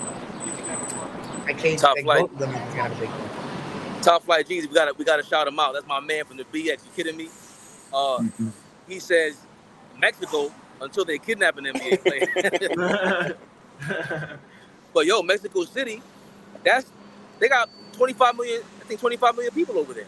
So they got a G League team now. They got a G League team there now. Yeah, they had a G League team there this year. Yup. I'm trying to think how that's gonna work with these new teams. Like, how's that gonna work with the play-in? Like, this all over the place, man. Like Adam Silver, I was alive during a decent portion of Stern's tenure, but this is one of the worst commissioners in sports history. Like, in fact, yo, Rage Man and Dom are two young men yelling at the clouds. Like they have the old man yelling at them. They two young men. Yo, shit changes, bro. Big business is big business. I despise Adam Silver's NBA. I despise everything about it. I could write an essay. It's trash. It's all about money. It's always been about money. Wait. You know what's crazy? Players getting paid more now than ever, and they're not drawing as much money. That's just simple. That's just bad. Who's not drawing it? No, the NBA is making the most money they've ever made. How so? Like, not by TV. Not on TV, but because of everything else. You know, like social media and all this stuff. Like in today's day and age, like look at the TV contract, man. Like it's the number one sport consumed by people under 25 by far. Like it's not even close. I just think they're watching highlights. They're watching on YouTube. They're not watching games. Those highlights, those millions of views the NBA YouTube channel gets, like that, all that shit adds up. Like facts. And plus, like even local ticket price. I mean, it may vary by city, but like I'll give you an example. Like the Lakers 10 years ago, were known to have very expensive tickets. Like, do you guys remember how in the 2008 season the Hornets and the Lakers were like battling it out like the whole season for who would be first? I went to my first Laker game in the 100 section in 08. It was the biggest game of the season. It was about $150. Nowadays, it's a worse Laker team than 2008. Yeah. You go to a game in that section and a big game like that, you're paying upwards of $300. Like, it's just everything. Like, that's probably just inflation in general. It's not just NBA. Yeah. But I mean, how comfortable do y'all feel paying Jason Tatum $318 million over 5 years now that he's been in the NBA? That's wild. I think you thinking. I mean, I'm paying Jason Tatum though. He actually is one of the guys that pay. I'm just throwing out the numbers though. Wait. Real teams. So with these players having the eligibility to get this amount of money, are teams getting are the owners are they getting more spending money? Like, how does that work? Like, because I'm thinking that everyone's getting paid more. Everybody is getting paid.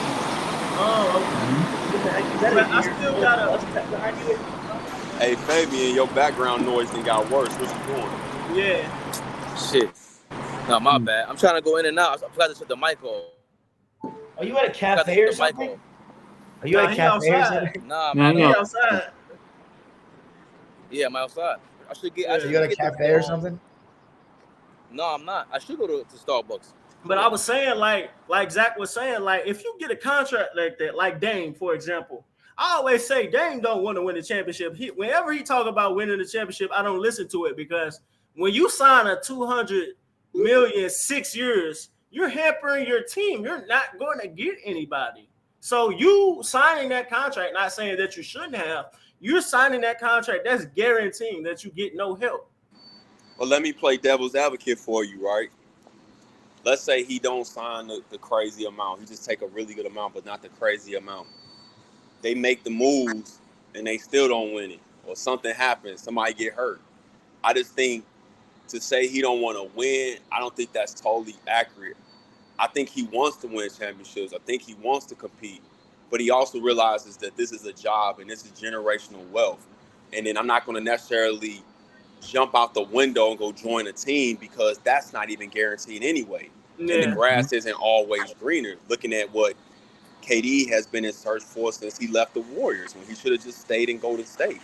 So I see both sides of the argument, but I think it's a catch-22. And one thing me and Daniel Artest was talking about yesterday, we pro getting them checks. Yeah. Him and his brother Ron always talked about that. Yeah, he wanted to be in the best situation to win, but make no mistake about it, we getting paid to play basketball, man. Yeah, we getting paid to play. You can't. It's easy. I'm not saying you're doing that, Rage, man, but it's easy for fans to say, he should have took less. He should have. No. Because even if he takes less, it's not promised. If you put a $200 million contract in front of me, man. Yeah, hell yeah, I'm taking it. Nothing's promised, fellas. Yeah. I don't think people realize that. Somebody could get hurt. Mm-hmm. Maybe you get a bad whistle in Game 7. Like, nothing's promised. So it's like, you take the money, you work hard, and let it happen. Dame, honestly, now that you said that, he might be one of the more self-aware players. Oh, he most definitely is. You can hear when he talks. And I made the argument, and Warriors fans came after me. If you think you don't switch, if you don't think that switching Dame and Steph, that Dame wouldn't have at least one championship, then you're insane. Because those Portland teams, you can make an argument, just ran into the Warriors every year, or they used to have goofy injuries at the wrong time. They always had goofy injuries, or they got a wing 1 year too late. So I get where Dame is coming from. I don't think it's all doom and gloom how people make it sound out. It just lets you know how hard it is to actually win a championship in this league. It is. I think Dame, he not the best, but he top 3. I probably put him. I can't put him past Bill Walton and Clyde. He top 3. You know the Blazers? Yeah, I can't put him past Clyde or Bill. I just don't think Damian Lillard is the best part of a championship team. I think he'd have to be I don't either. He's like second or third. Yeah, I agree. One guy that's won a championship as the best scorer on their team at that size. And it's Steph. This exception. I kind of tease him a little bit. I don't think he is, but I call him a Curry clone. I just don't think him doing what he's doing is not going to work. He needs to average like 23 and like 12 to win a championship. Dame? 12 assists. Dame? Yeah. I don't know if that's his game. Yeah, I don't know if that's his game. He got to try something different. Well, I think he needs to play with somebody that's like I think him and like a Jimmy Butler would be like perfect. Like he has the second option for a Jimmy Butler. Yeah. He needs to play with someone better than him, but there's not that. Yeah, he do. Yeah, he needs to play with somebody better than him. Like that's what as Zach said, at the end of the day, I can't knock Damian Lillard if he's happy with life. I can't knock. I'm not gonna say anything. Like I'd rather listen. I'm not gonna call Damian Lillard a loser. And some people think that like he's running from the grind by not actually going somewhere else. But listen, man, I'll take Damian Lillard with 0 rings, playing for that community and losing over and over than someone that's going to take the easy way out. I'm sorry, I would. Thanks, yeah, I respect it. I respect it. The community respects him so much. Like that loyalty. Like I still sympathize from a fan perspective with the Blazer fans. That's tough. That's tough.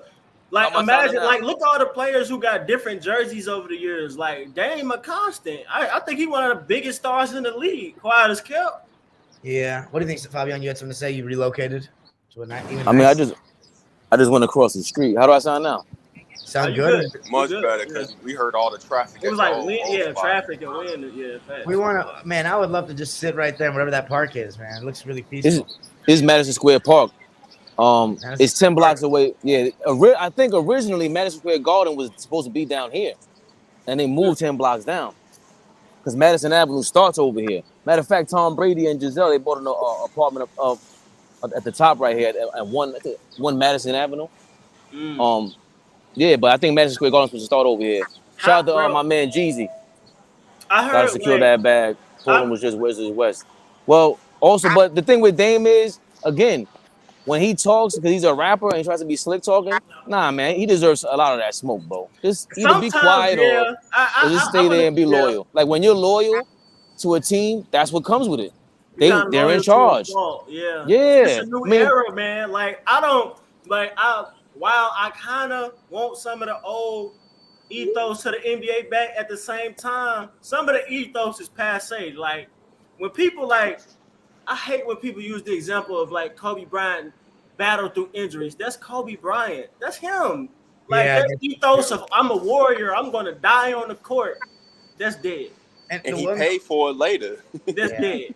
And one amazing thing about Kobe was the way he would play through these injuries, and you couldn't even tell really. Like, yeah, he would shoot a little bit worse, but like, I mean, he still looked fine. Like we never used those with him. That's because he never made excuses really like that. So yeah, I missed the Dame point though with Kobe and Dame. Yeah. What was my point? The point was that it's a new. They playing by new rules, and you got to adjust. They ain't got to figure it out. That was my point. What new rules? CBA? Like how the free agency and the player movement. Well, it's going to be another summer of, is Damian Lillard going to do something? Yeah, it's going to be another summer, and I think it's going to be a lot of trades. I think it's going to be a lot of trades this summer. A lot of fan base is going to be like, "What are we doing?" I don't want to let them off. I don't want to let him off the hook because I was stuck for years, bro. I was defending Dame at first, but after a while, it's like, bro, you taking the $50 million. That's what comes with it. You took the 50 to stay there. That's what I'm saying. That's also everything. I mean, I think the Warriors take a pay cut. Even Tom Brady took pay cuts. But in fairness to Dame, he's never been the one driving any of these narratives. It's all been the media and the fan base or different fan bases. He hasn't personally driven this narrative. You think so? He's the rapper. I'm just going off what he says. I've never heard him drive either side of the narrative. It's just always been, I'm happy here. I want to win here. I've never heard him drive any of these narratives. Yeah. He might comment on different things, but the subject we're talking about now, no, he's never driven any of these narratives. It wasn't that. I've never heard him guarantee a championship or anything. No, not guarantee a chip, but I'm saying, I think it was like a month ago. Like last year, too, and the years prior, people were saying that he kept talking about running from the grind or whatever. But this year, he made a comment that kind of implies something about that. Like Portland got to do something. Like you can't put pressure on the team you've been signed with for 10 years. Right. They are what they are. But again, I think people were reaching on that comment. I think what he was saying was, from this standpoint, at this stage in his career, and reminds you, he's had a conversation with the front office, right? So the way my mind's working, they've had a conversation before he signed this money.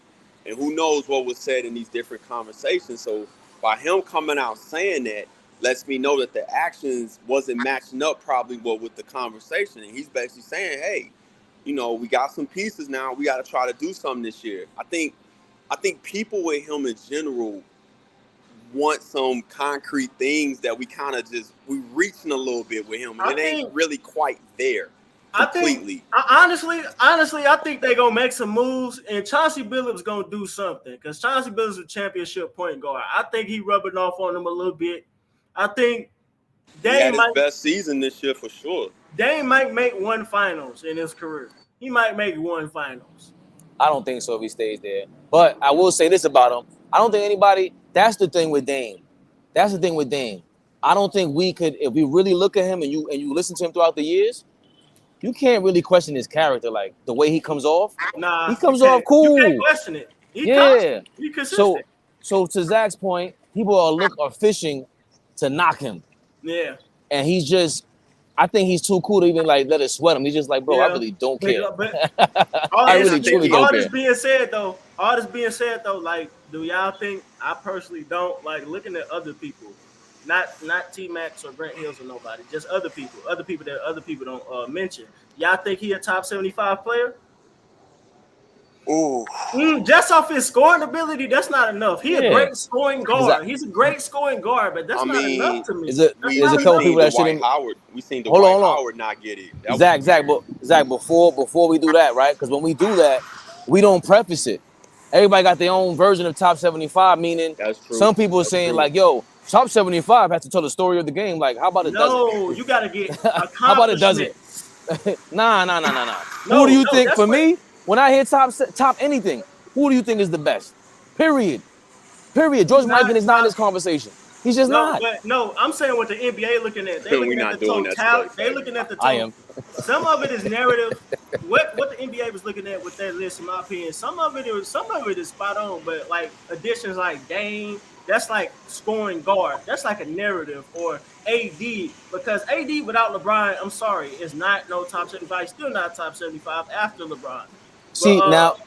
But look how you prefaced it. Accomplishments. Now, when you do that now George Mikan's in the convo. No, he's in the George combo. Mikan is top 75. I'm sorry, bro. Like, he was the commissioner of the ABA. He was the mind behind the 3-point line. He was one of the best players of his era, so you gotta include them. Like, it is what it is. That would just be completely disingenuous. If you line Dwight Howard, I saw this the other day. If you line it up with AD, you can't even use accomplishments to say AD is over him. No, it's really interesting how we feel about somebody personally, or what he might have been or not. Yeah, that was pure politics. It's like he doesn't get in. It's crazy. That's pure politics. It's facts. Oh, he was LeBron in his prime. Like, how many people can? Well, a lot of people can actually say that, but a lot of people forget that the white gentleman swept LeBron in his prime. No, he didn't. First of all, we're talking about top 75. Yeah. Oh, okay. A lot of people sleep on that. He's not. Gentleman. He didn't. The Magic did. That was it was spearheaded by Dwight. It was okay. Yes, it was. Which, well, no, you don't want to do it. You don't want to do that with Dom, because then that goes into the whole Kobe Dwight Howard thing. Who would you rather want that year? Don't do that. I think you're in the wrong room here, Fabian, with that conversation. But Dwight had 40 a couple times, didn't he, in that series? I'm never gonna be the guy that defends Dwight Howard. So I'll let you. I exactly. Was a big Dwight Howard fan growing up. I just like he was different. I was a hater. I'm not gonna lie. Defense. But it's fair enough. But before we go, I did want to touch on the Knicks game yesterday. We were talking. Yo, Zach, I don't know if you got to rewatch it. Yeah, because I was watching it, but then we started arguing about whether the Dallas Mavericks are the worst team in the NBA Finals team. But then I had to rewatch some of it before I jumped on with Dime. Do you think that the Knicks gain momentum? Yeah, no. Go ahead, Zach. Go ahead. No. Not going back to Miami. Not going back to Miami. Y'all haven't given me anything on the road in this series to make me even think that it can change. Now, if they take that game plan and execute that game plan in Miami, then yeah, sure. But I haven't seen anything from them. That crowd gonna be rocking too. Yo, once they get there after the second quarter. Yo, real quick, Zach and now that we got them on, Dom, when was the last game 7 at the Garden for basketball? Was it 95? No, we already found that answer out, but let's pop quiz him. Yeah. Damn, I fucked up the pop quiz, but yeah, I was gonna say no, not in the Garden. In the Garden, was it 95? Dog, because you know what, Zach? How did it feel watching that from Chicago? We looked it up last night. Oh, it felt. But you talking to a basketball nut though. Any game 7, let alone in the Garden, is always special. But yeah, that was special. It was. I'm not gonna lie. I've never seen a game 7 at MSG. All we've ever heard about. When I heard about anybody, I have, but it's not in my lifetime. 1970 game 7.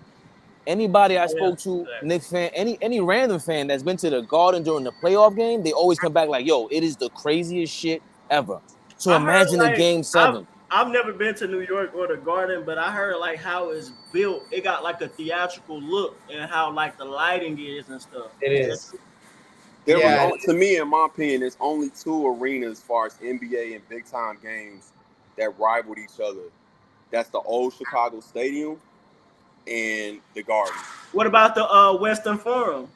Not as loud as the stadium. When Jordan and them had that rocking, especially for the introductions, because the Bulls were one of the first to turn off the lights. I've been to a couple of those games when I was young. I can't even describe how it was like how they used to do in Utah. How they would plug their ears and stuff. When Jordan and them had that old, because the United Center, I showed y'all that when I drove past. It's so big. Yeah. It's huge. Yeah. it's not the same type of feel as the Chicago Stadium was that held like 15, 16,000 versus the UC holds like 23, almost 24. This is no comparison. And they're not selling that every game 20,000. I heard some great. I mean, they did for a while. I don't know if they did this year. They usually do though. Bulls fans are just like Knicks fans or any other fan base. We love our Bulls here in Chicago. What about that old Supersonic Arena? Key Arena? Yeah. I don't know much about that. I know it was loud back in the day, but I've heard a lot of good things. Man, this high. I've heard a lot. I know. They were saying the same thing about. No. They have this door open because it wouldn't work. So people think that's the exit because the door. Zach, we got you, Zach.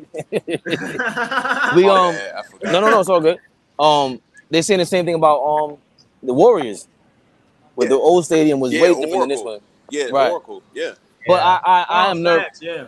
I am nervous. It's not like we won game 5 with this. Like Brunson, when he played heroically, don't get me wrong. Randall had a great second half, but it's still like Randall this is the same anxiety he's giving me all season long. He's gonna be bipolar. He is. That's the great description. He kind of like erratic. Like he be trying to get in fights at like the weirdest times. Like, come on now. So in his game, there's nothing that was consistent. It wasn't like that weapon that I saw to go, oh, we got him. We got him. Right. Because the one thing that we finally got down packed, to Don's point last night, the rebounding. Like we finally just solidly out rebounding them, and that was, if we did that all series long, I don't think they win. They don't, because their offense to me is just pass. The same thing the Golden State and the Spurs were known for, but they don't have those players. They don't. So the fact that we weren't rebounding has killed us, man. Killed us. And you know what I'm nervous about too? Yeah. Great heroic work by Brunson and Grimes, 48 minutes. Are we sure we want to see that? That's a lot. Come on, Zach. Not no game 6, nah. Knowing you need a game 7, that's a lot of minutes, bro. Yeah. And if that is the game plan, that sounds like Booker and KD all over again. Yep. I don't want, you know how I feel about that. And shout out to Grimes too for he banged his knee, came back up and stole the ball from Jimmy Butler all in the same play. That was amazing. That was legendary for him. So, and see, going back to my point last night, Zach, we don't have those kind of players if we get a Donovan Mitchell. I know we're gonna have pros and cons on both sides, but we lose the depth. We just do. And I know Grimes is not a top 50 player, damn near. No, but what I'll try to get you to understand as a fan. This is how you have to look at it, Fabian. My thinking. It's easier to go find another role player than to go find Donovan Mitchell. Like it happens more than, and it happened with your team. Yeah. Y'all got Isaiah Hartenstein from the Clippers. Like y'all didn't see that coming. He's a key role player. Yeah. Y'all traded for Josh Hart. That's a key role player. You can always, believe it or not, go get role players. You can't just go get stars and superstars. And that's how I be trying to get fan bases to look at it when you have a chance to either get one or you already have one. And so if you're in Boston, you got to be careful saying, let's get rid of Jaylen Brown. Because that sounds cool in theory. Yeah, facts. What are you going to go replace that with? It's cool to say let's get rid of Julius Randle, but in theory, right? But what can you really package? You know what I'm saying? So that's how you got to look at it. You can always follow up on that. And to follow up on that, Zach, look at the ripple effect if y'all would have got Spider. Y'all could have probably potentially drew over a big free agent. Who, the Knicks? Yeah.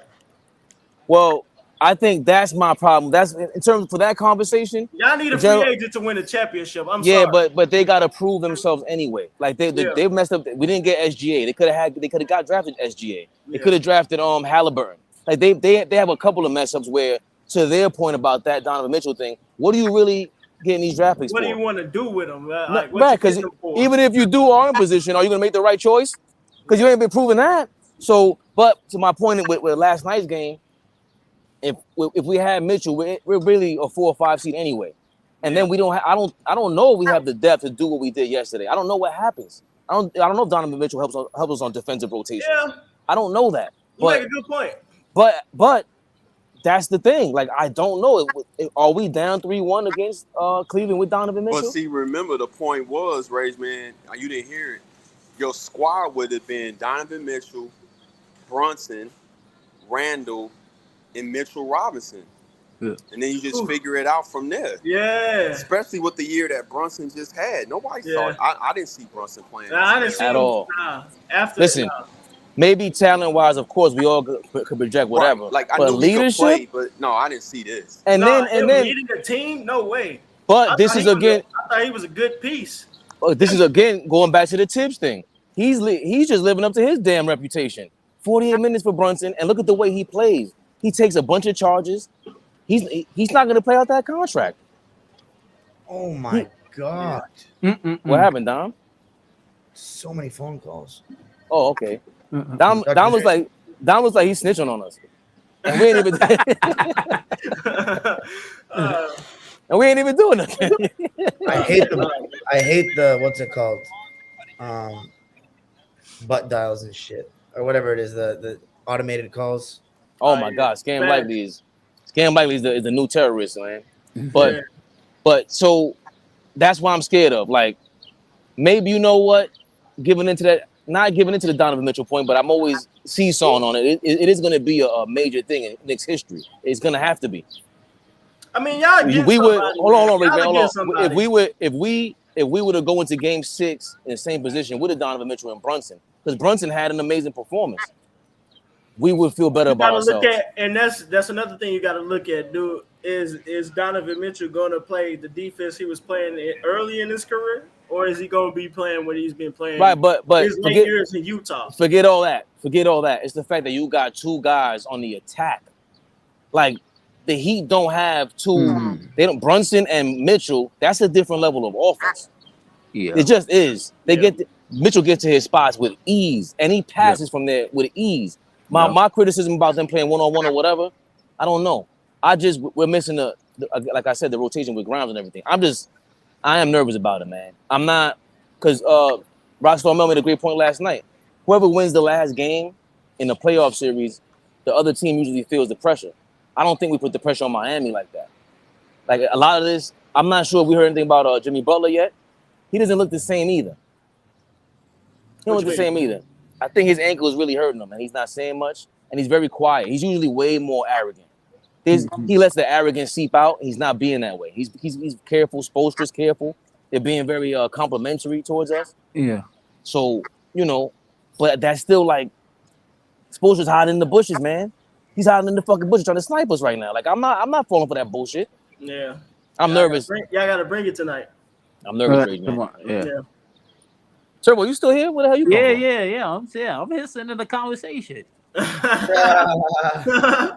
I'm like a fly in the wall. Hey, Nick Pillow just said something that I said yesterday. Y'all better look into getting Cam Johnson. Cam from the Nets? Yeah. I always confuse them. And I always confuse Cam Johnson and Cam Payne because it was on Phoenix. I like Cam Johnson. I like him. You need some more size. He can stretch the floor. Yeah. And how consistent of a shooter is he though? I think he definitely like above. I would say he at least 35 right now. He's average. Yeah. It's just not. I like to add to the core of this, but.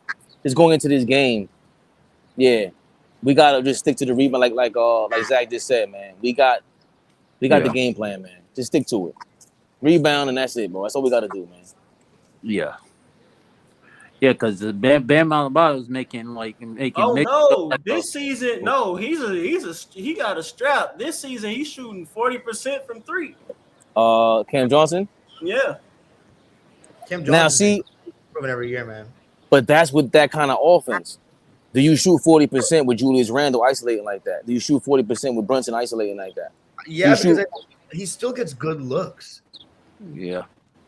Like, you guys still get some pretty good looks. It just sometimes Randle takes too long to pass the ball to me. But you guys get pretty good looks. I'm not familiar. I forgot his it's not coming to mind. His trigger. Because the one thing about playing with Evan Fournier, he has a quick trigger, and that DHO, that dribble handoff between Randle and Fournier is ill. It's just that Fournier stinks on defense, so he can't stay on the court. Yeah. So I don't know if him and Cam, do you think Cam Johnson has a similar JJ Redick type of Evan Fournier type of I don't think shooting like jump he's shot. not a sniper like that, but if you set up a play for him, he gonna hit it. Yeah. I mean, my target would be Mikal Bridges. That's been like that. I've been saying that for 6 months. I said that too yesterday. Yeah, that would be a Trey R.J. Barrett. I just looked it up. If He's y'all get basically Mikal 40% Bridges, for I his would make career. him the face of the team. Said 40%, Zach. Yeah, he's basically 40% for his career. Cam Johnson, he's 39.73. But it depends on the kind of, you know what I mean? Like Darius Garland shot, I think 45%. What's that called?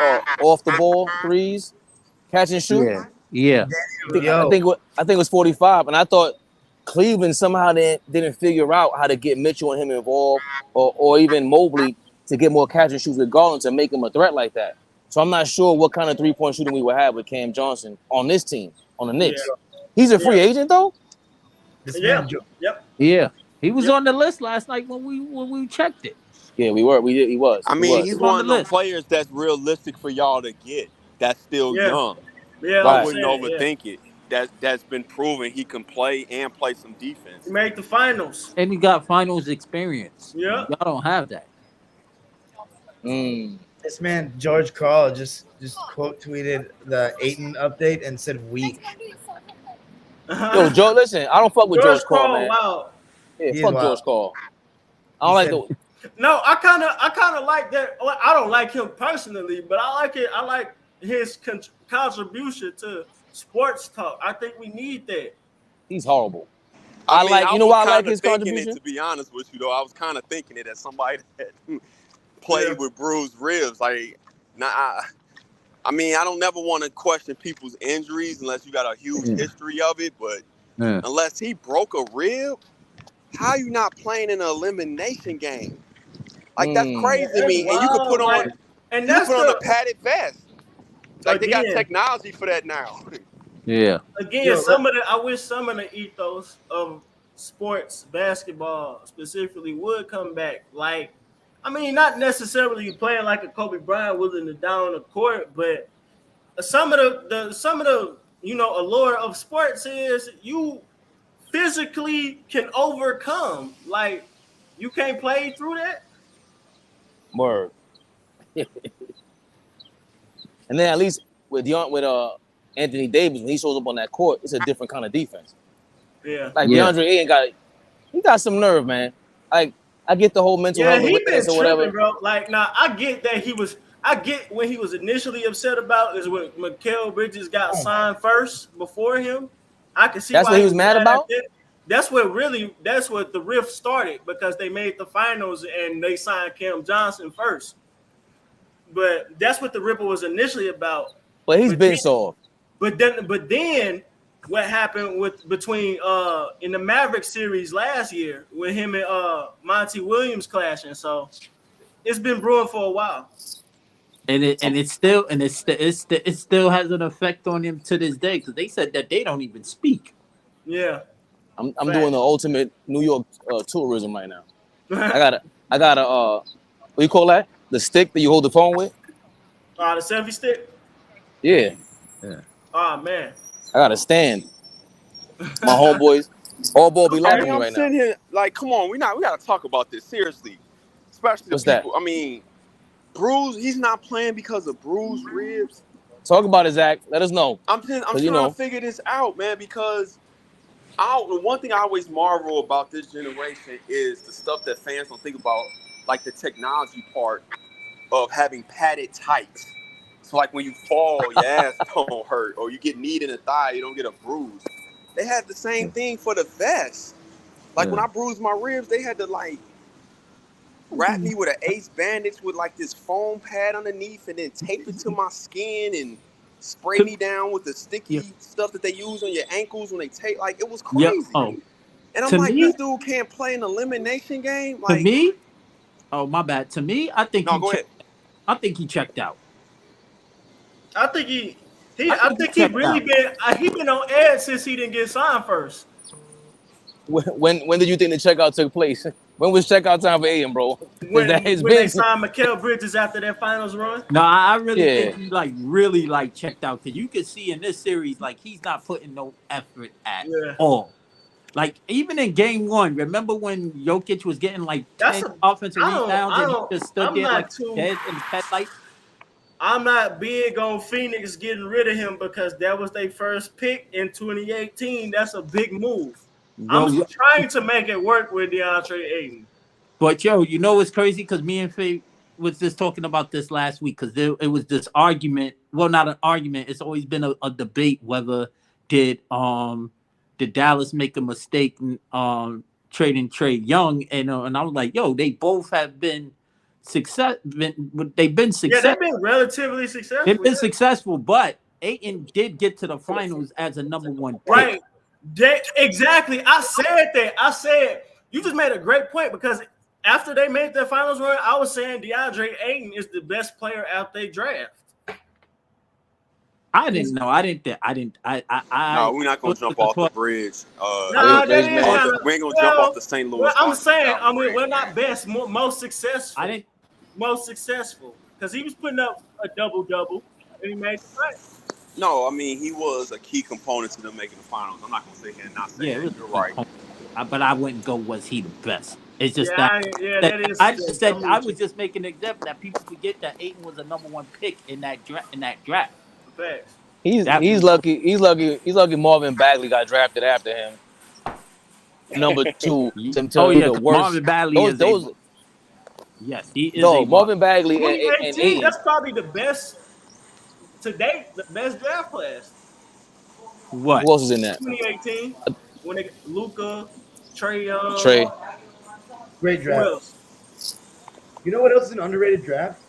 2008. Rose, Westbrook, Kevin Love, Brook Lopez. Yeah. Oh yeah. That's a slept on. Nick Pillow coming through with a good point. Yeah. That's a good point, Nick. Yeah. But I said that again. I know that's one of my.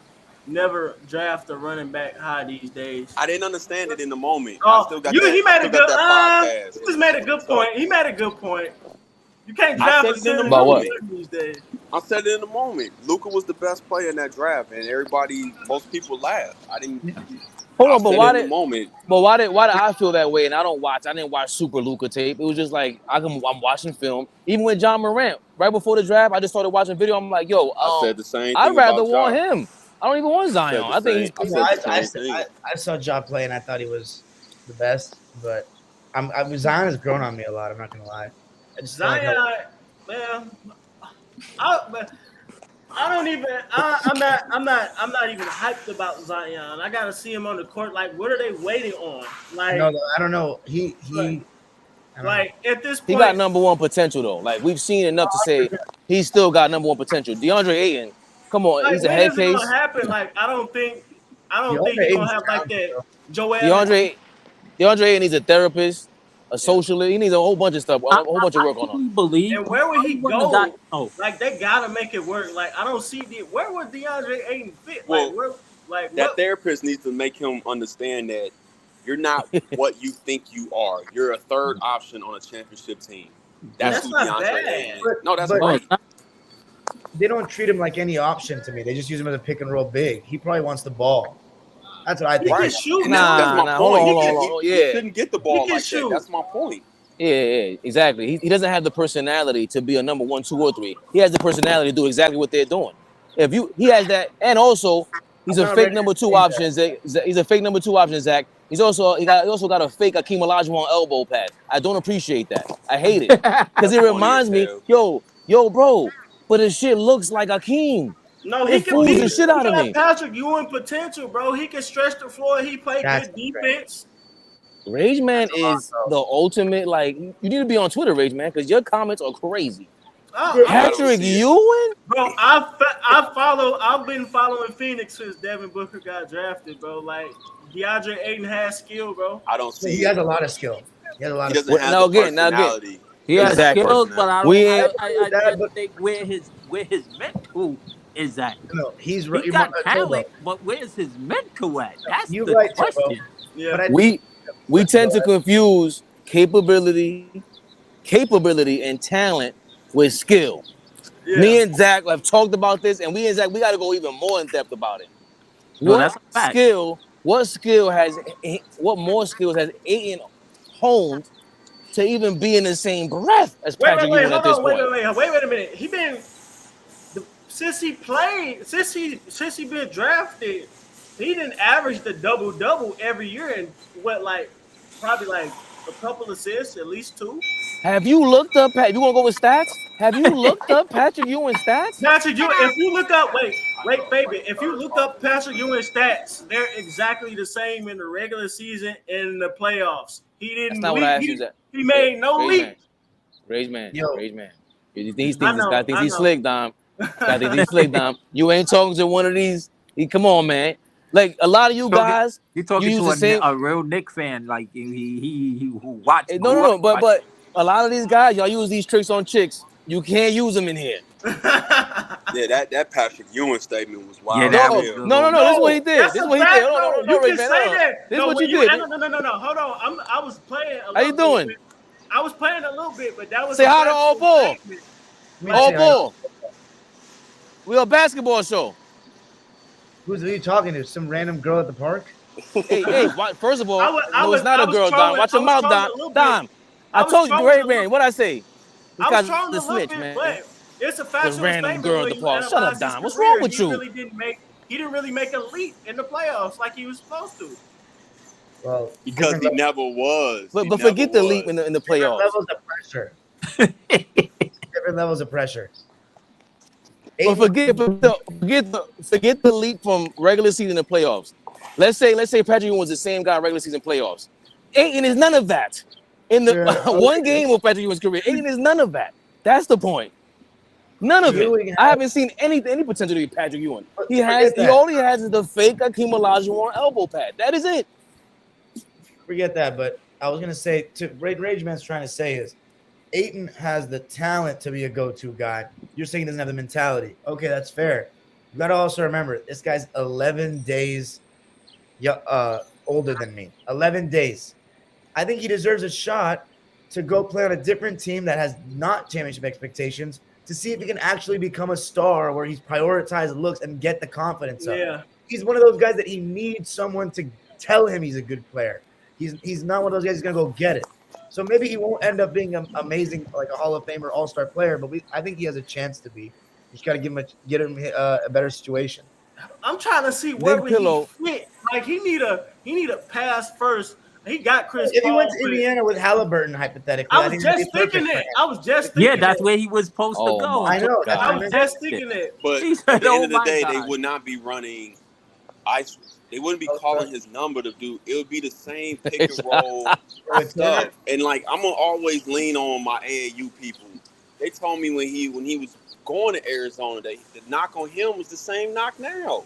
Mentality and lack of aggression. And I watched enough basketball. We like to think that that's taught more, but it isn't. No, it's not. It's most people are what they are when it comes to that. You can't bring that. Either you have that or you don't. Yeah. So who's the best American center? Ayton. Yeah. Ayton ain't American, no. Ayton. I'll give it. No. He's from the islands. It's Bam Adebayo. I think Ayton from like Barbados or something like that. Barbados. Yeah, Bahamas. But there's never been a Barbados player from the league. Yeah. That's a great question. He has a 7'6" wingspan. I give it to Lopez, probably. Lopez for sure. You think he's better than Bam? Yeah. Wow, Bam is one of the only players in the league Lopez so underrated, bro. Lopez hella underrated, bro. Like he's a Hall of Famer. I think Lopez is a Hall of Famer. Lopez, I don't know if he's a Hall of Famer. I ain't going that far. Listen. Yo, hold on, Rage Man. Wait a minute. Are you on Twitter? No, yes, I'm not. You need to save these statements for Twitter and just post them. Just let them fly. Boom. I promise you're going to get 20,000 followers, and I'm going to sit there laughing at the rage. Your shit is Brooke Lopez is a Hall of Famer. Is hilarious. All-time leader in Nets points. He made a couple of all-defensive teams. I think he just won a block title, and he's an NBA champion. He's a Hall of Famer. You have not moved me whatsoever from my original thought. Wow, that's funny. Yo, Rage Man, I'm telling you, you need to go on Twitter, bro. those statements like that, I'm telling you, now the one thing you got to focus on is not engaging. Post that shit and then just let it rock for like 45 minutes, and they're gonna go crazy. And I'm gonna sit there like this. He did it again. Facts, yeah, man. Lopez might be a Hall of Famer for real though. Nick exactly. Rage spitting. Rage might be spitting. I'm telling you. You got a friend on this one, Rage. He made a couple All-Star teams too. Yeah. Only 2 though, or something. It's not enough. Here's another factor, and to help you out, college career matters. What did he do in college? Yeah, that do matter. Mm-hmm. I don't know what he do in college. I don't know. Yeah, that matters. I don't know anything else about it. Yeah. Damn, that sucks. If we consider it just NBA though, it's looking like that. No, I don't. I like what is Deion Sanders always say. If you got to think about it, it's no. You gotta for Hall of Fame. Yeah. I feel like you gotta at least make the All-Star team 5 times at least. Yeah. Or have a championship or an MVP to justify it. I'm not big on All-Stars games. He said Nick Pillow says he think he went to Stanford. Nick Pillow, you think? The first time Nick Pillow was stumped. He went to Stanford? He did. Yeah. He looks like a Stanford guy. Did him and his brother go to Stanford? Yeah. Of course, they look like it. they look like they either went to Stanford or Duke. I can't lie to you. They have the Stanford. They and do Duke, have a Dookie kind stamp. of mentality. Yo, JJ Redick. Hey, AllBall TV. What's going on, ladies? Ladies and gents. Let me chill out before Dom dimes me out again. JJ Redick does look like a Duke guy. When he's in Duke, looks like one of these, treacherous. I don't want to say white boys like that, but he just looks like a frat, like one of them white Duke guys. Hey, you made a great point about JJ Redick. When he talked basketball, he sounded more of a fan than a student. No, I think he's a student. But I saw Gilbert Arenas give him his praise, and I like what he said. He said he was able to teach me when they were on the same team, teach me how to play his game.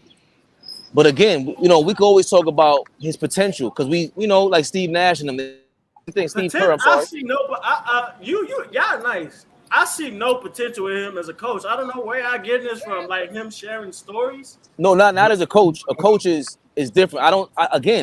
I'm big on that, Rage, man. That's where I'm right. That's where I agree with you. Anytime somebody says, "Yo, he can be a good coach," how do you know that? To lead guys, a group of guys, is not this thing, rabbit out of a hat thing. It's not a magic trick. You got to have certain skill sets, bro. Even Magic Johnson was a terrible coach, and he was the greatest leader in basketball. He led them Lakers to the strip club every single night. Thanks. And he still couldn't lead them to victories as a head coach. I don't think JJ Redick could really, I don't know. But I know he coaches, like Little League or whatever. Right. Kids or whatever. You got to have some kind of the way he talks ball. What coach do you He needs one, right? I don't know personally, but what coach do you know in the NBA that had no coaching experience and came out successful? Was Steve Kerr as an assistant? He wasn't an assistant coach, was he? No, but he was a GM and a broadcaster. He was a broadcaster. Well, JJ Babydick is doing broadcasting. That was my point yesterday. You could consider Steve Kerr, but he come from that Phil Jackson pop tree anyway. So yeah, but I think JJ Redick, for him, he just doesn't sound like I said earlier. I don't know if you heard. Derek Fisher was a out of nowhere pick to put as a head coach. That was a miserable failure. There was nothing that gave me a vote of confidence about it. Yeah, there was no. So although when he was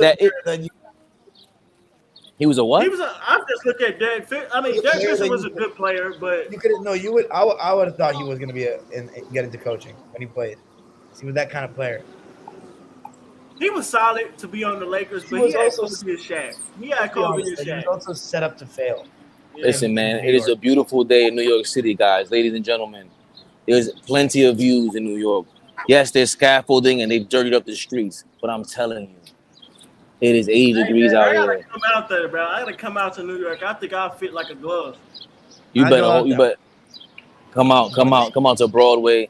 This is a beautiful view. Everywhere I look, I can't really show you because that'd be creepy mode. But the point is, There are plenty of things to look at. This is amazing. I'm just sitting in the park.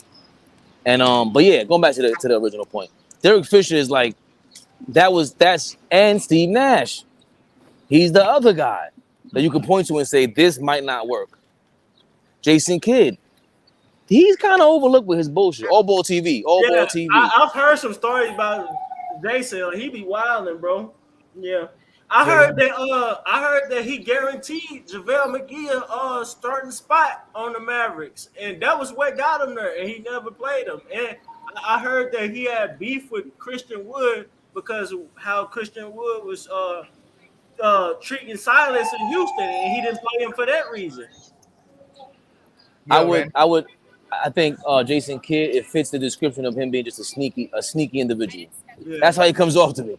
But I don't like that. You heard about he was like that as a player too. He was sneaky as a player. Like he did some. You gotta remember. You remember you remember when he was in Phoenix. He got charged for that situation with his wife.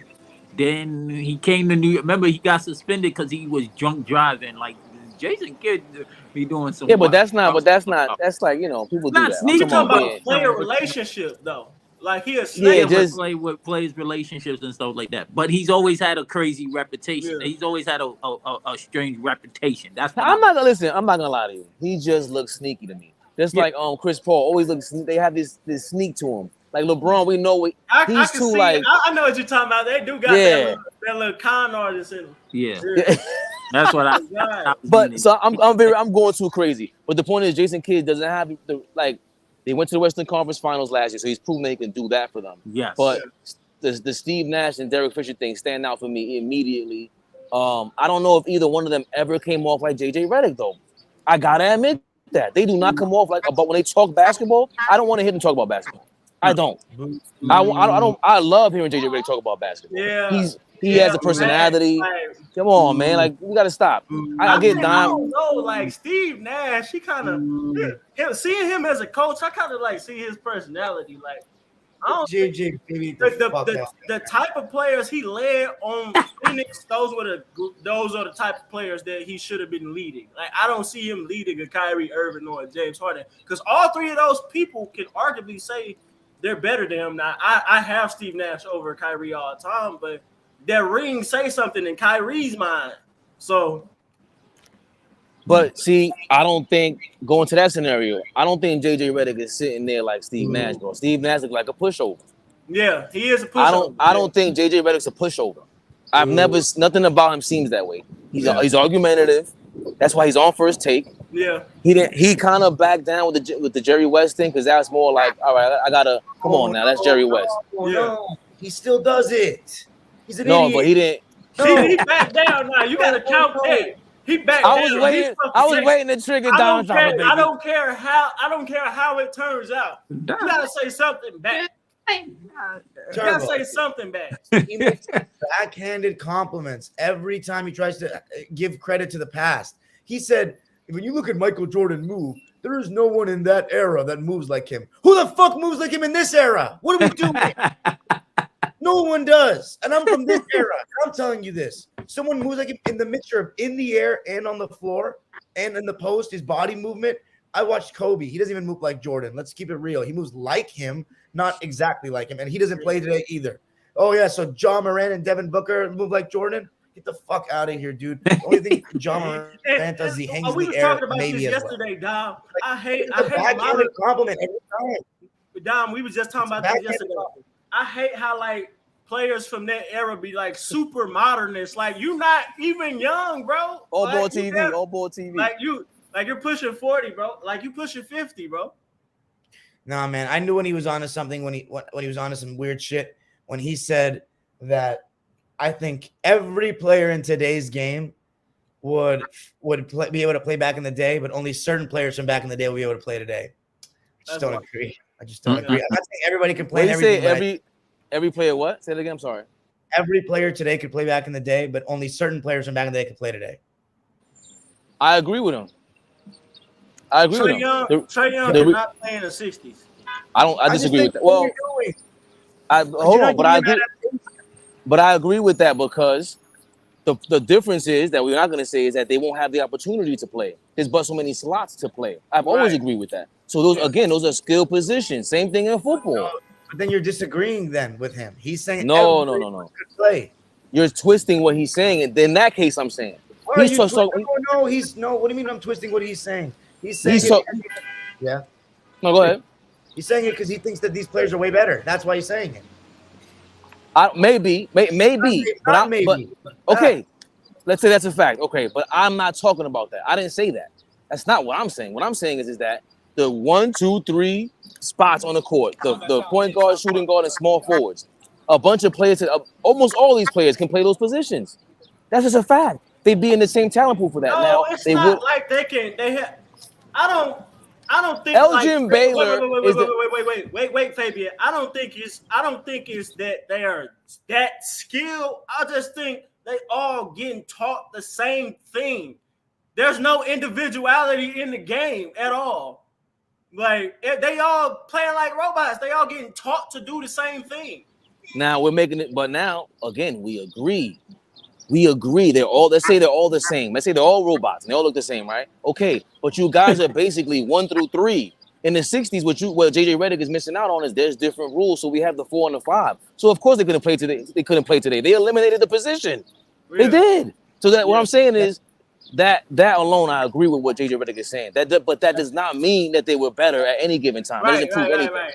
He be playing the word games and stuff, you know. I'm pretty good at this lawyer shit, by the way. Yeah, fact. You're using logic to say that certain big men. Shit. What the hell was that? Wasn't my text. Somebody texted me on my computer. You're using the logic to say that certain big men couldn't play in an era where we don't use 2 bigs a lot of the time. You know, like for example, I'll give you this, right?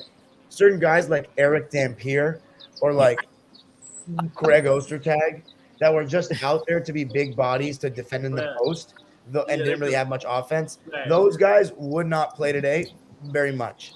But that's not because they're bad at basketball. That's because what they are used to do, what they're supposed to do, is not utilized now. But guys that only shoot threes and do nothing else, like Duncan Robinson, those guys are not getting these huge contracts back then. If anything, they'd be relegated to the bench, especially if there's no 3-point line. What's Duncan Robinson's value in the game? Just he's a shooter. You can find a better shooter and play a little more defense. But again, you keep adding to the thing and changing the whole point, all because you don't even you don't like him. You don't like the way he disrespects the pass. I get that. But to say Duncan Robinson, that's different than saying Duncan Robinson could not play back in the day. That's not true. He could play in any era. He has a different role, but he would play in any era. No. I think superstars can play in any era, like a LeBron, a Kobe, a Wilt, or Hakeem. I think superstars are interchangeable. The everyday NBA player cannot play in every era. I think. Yeah. No, go ahead, Don. Besides a very immobile big, who's not able to play today? Like guards, there's guards that still can't shoot in today's NBA, mind you. Yeah. Less, but there still are some. I think the Rudy Gobert thing for me proves that Kareem can play today, but to Rage Man's point. But Craig Elo's not. I'm not Craig Elo. I always use Mark Eaton as a point. Mark Eaton is not playing today. And if he is, he's playing 8 minutes. That's bro. Nah. Mark Ian was a 7-foot hacksaw Jim Duggan. Bro, he was a great defender, bro. He was a great defender. Great. I'm not saying that he's not a great defender. Valanciunas guard in the pick and roll, like that fool's slow as shit. But he can score. He big as fuck, man. Damn. He can score. Okay, so and again, right, but Valanciunas back in the day, he'd be null and void. He'd be a backup center. He comes in there in garbage time, but he would have a spot. I'm not saying they would be good either. That's the part that JJ Redick's messing up on. He's making it seem like these guys are on some super. That's where people get misconstrued. Bro, these guys are not superstars in any era. Stop it. They're not. They don't have a lot of them. Jones couldn't shoot the ball from really deep outside. Huh? We lose them all. You kind of buffered a little bit. Yeah, back. Yeah, say it again, Dom. Am I back? Yeah. You good. I was saying because Casey Jones didn't have an amazing outside shot, he wouldn't be able to play today, even though he's a really good athlete, great defender at the point guard spot. No, I think he does. It's because Tony Allen played. Tony Allen played. I think Dennis Johnson outside of Curry, he'll be the best point guard in the league. Nah, I seen some tape on him. Dennis Johnson, he be good. Like outside of Curry and CP, he'll be right there with them. I don't know because like I'm trying to relate Dennis Johnson. Yeah, I don't. Say it again. He can score. He can defend. He can pass. But see, that sounds like Drew Holiday, and when you watch him, I don't see Drew Holiday. Yeah.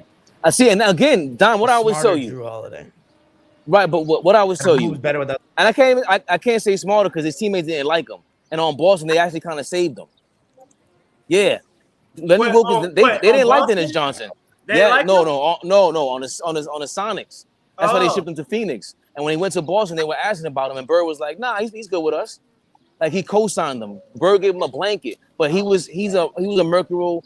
He's like Rondo. They didn't like him like that on the Sonics. Okay, but that's actually it's a little different. No one's teammates complained about Rondo. Only. Right. I'm sorry. Right. But it wasn't just the coaches. Yeah. AllBall TV. But DJ and Rondo, are you selling stuff on the corner or something? Because they look. Remember, you in New York. TV, you promoting the shit. Yeah. Rage man, come on, get with me. DJ and Rondo are both very smart players, though, on the court. Yeah, that's not undeniable. Right. And him and Gus Williams, DJ and Gus Williams, that's top team backcourt all the time. But and again, you guys are refer. Gus Williams can't. Jack Sigma can't play today. I wouldn't say that. Again, you talking about Jack Sigma's a face-up player. Yes, but no, shoot from the outside, and he can shoot. But when you see, now we're stuck in some argument where he didn't really say all that. You're referring to the skill positions of any era. Devil's advocate for this fucker. Whoa! No. What I'm talking about is the piece of information that I heard that I agree with. I don't agree with his overall statement that these guys were just Steph Curry would show up in 1968 and be Steph Curry. That's impossible. He can't do this. They're not gonna allow him to dribble like that, but he might. He might turn the ball over a lot more. I think Steph Curry hand-eye coordination is what makes him a superstar. He would be able to shoot. If Jerry West can shoot like he was doing back then in the 50s, in the high 50s as a guard, Steph Curry could do that in the 60s. See, now that's my point. And as Dom, I always make this point. When we do this whole time machine game, how are we playing it? I'm going by superstars. I'm not going by everyday players. No. Hold on, Rage man. I'm talking. Forget that, because that's regardless of what player you pick, right? Are you choosing them from birth? Like, are they landing as Superman in the past in the time machine, or are they 20 years old, knowing what they know already? That's a good point too. That's always been my point, because if that's the case, now it's a different story. Because Steph Curry and LeBron and these guys, bro, they have all the information in the world about the past now. What are you talking about? They're gonna bust your ass. No, I'm just talking about his skill set. Like, his hand-eye coordination. You could be born with that. Like Steph Curry, let's go by birth. Right. Yeah, will he average like 30 off 50, 40, 90? Probably not, but he would be a solid shooter. I think Steph Curry in the 60s could shoot between 44 and 48%. And he has the complexion for protection. So he would make the league. He would pass as a white man. And you gotta remember, there was no 3-point lines in the 60s. Hey, that was funny as hell, bro. That was crazy. That's what was crazy. Wow.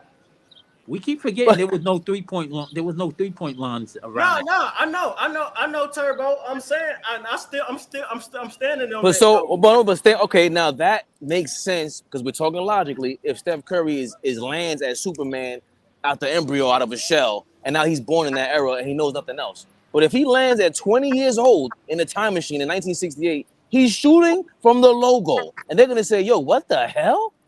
Facts. Yeah. They're not gonna know what happened. They're gonna be like, "Yo, wait a minute, you can't do that." They're gonna pull him out of the game one time, but then all of a sudden he's gonna show up at the Rucker. He's gonna show up at all these kind of places, and he's gonna be Pete Maravich. He's gonna have this myth behind him. He's gonna mythologize everything. Because remember, he got the complexion for protection, and on top of that, he's just showing up doing that. He's going to destroy them. Okay, you just made a good point. When we do this, let's let's do it from birth with the core skills that came with in the league. That's where I think that's the divide that we always have, Rage Man. Like when these arguments start, I think that's the problem. We never start here. Like, all right, so when are they joining the league? And if we do that, I think that changes everything. Because if LeBron plays in 1988, All-Ball TV, baby. If LeBron plays in 1988, then what? If he knows everything he knows, then what? I always say LeBron is a bastardized Oscar Robertson. They play literally the same style. Like he's just bigger and more athletic. I say Russ, James Harden, LeBron, Luka, they play that Oscar Robertson style. The Russ thing is tough. But either way, we do have like, and that's the thing about when you watch the game, you do have these players we could go, damn, they kind of remind me of this. They kind of remind me of that. But why wasn't Oscar Robertson the best player of the 70s, bar none? Free agency. And ABA, shit like that, right? That's why I compare. I don't compare. When people compare Jordan and LeBron, it's not even accurate. I compare LeBron to Oscar Robertson more than anybody. Their career more similar than anybody. They play the same style, and free agency literally impacted how many championships they won. Right. That's why when a person of your generation, they go the opposite route usually. Because you and Dama are good anomalies. Yeah. You're anomalies, right? But they typically go, well, if LeBron knows what he knows and you have a player back then that plays that way, why wouldn't he continue to play that way? And that's what brought me down the rabbit hole. Like, yeah, because they didn't enforce different kind of rules. Forget the rules that were written in there. Yeah. They enforced hand checking. They enforced that kind of cross. You couldn't pick the ball up like that and do that shit. Facts. Now, that's why the intangibles. That's why I say, yo, at their peak, Larry Bird versus LeBron, yo, give me Bird, bro. Yeah. I don't care if we're in a fucking basketball park, Madison Square Park, Madison Square Garden. Larry Bird wants to fucking win.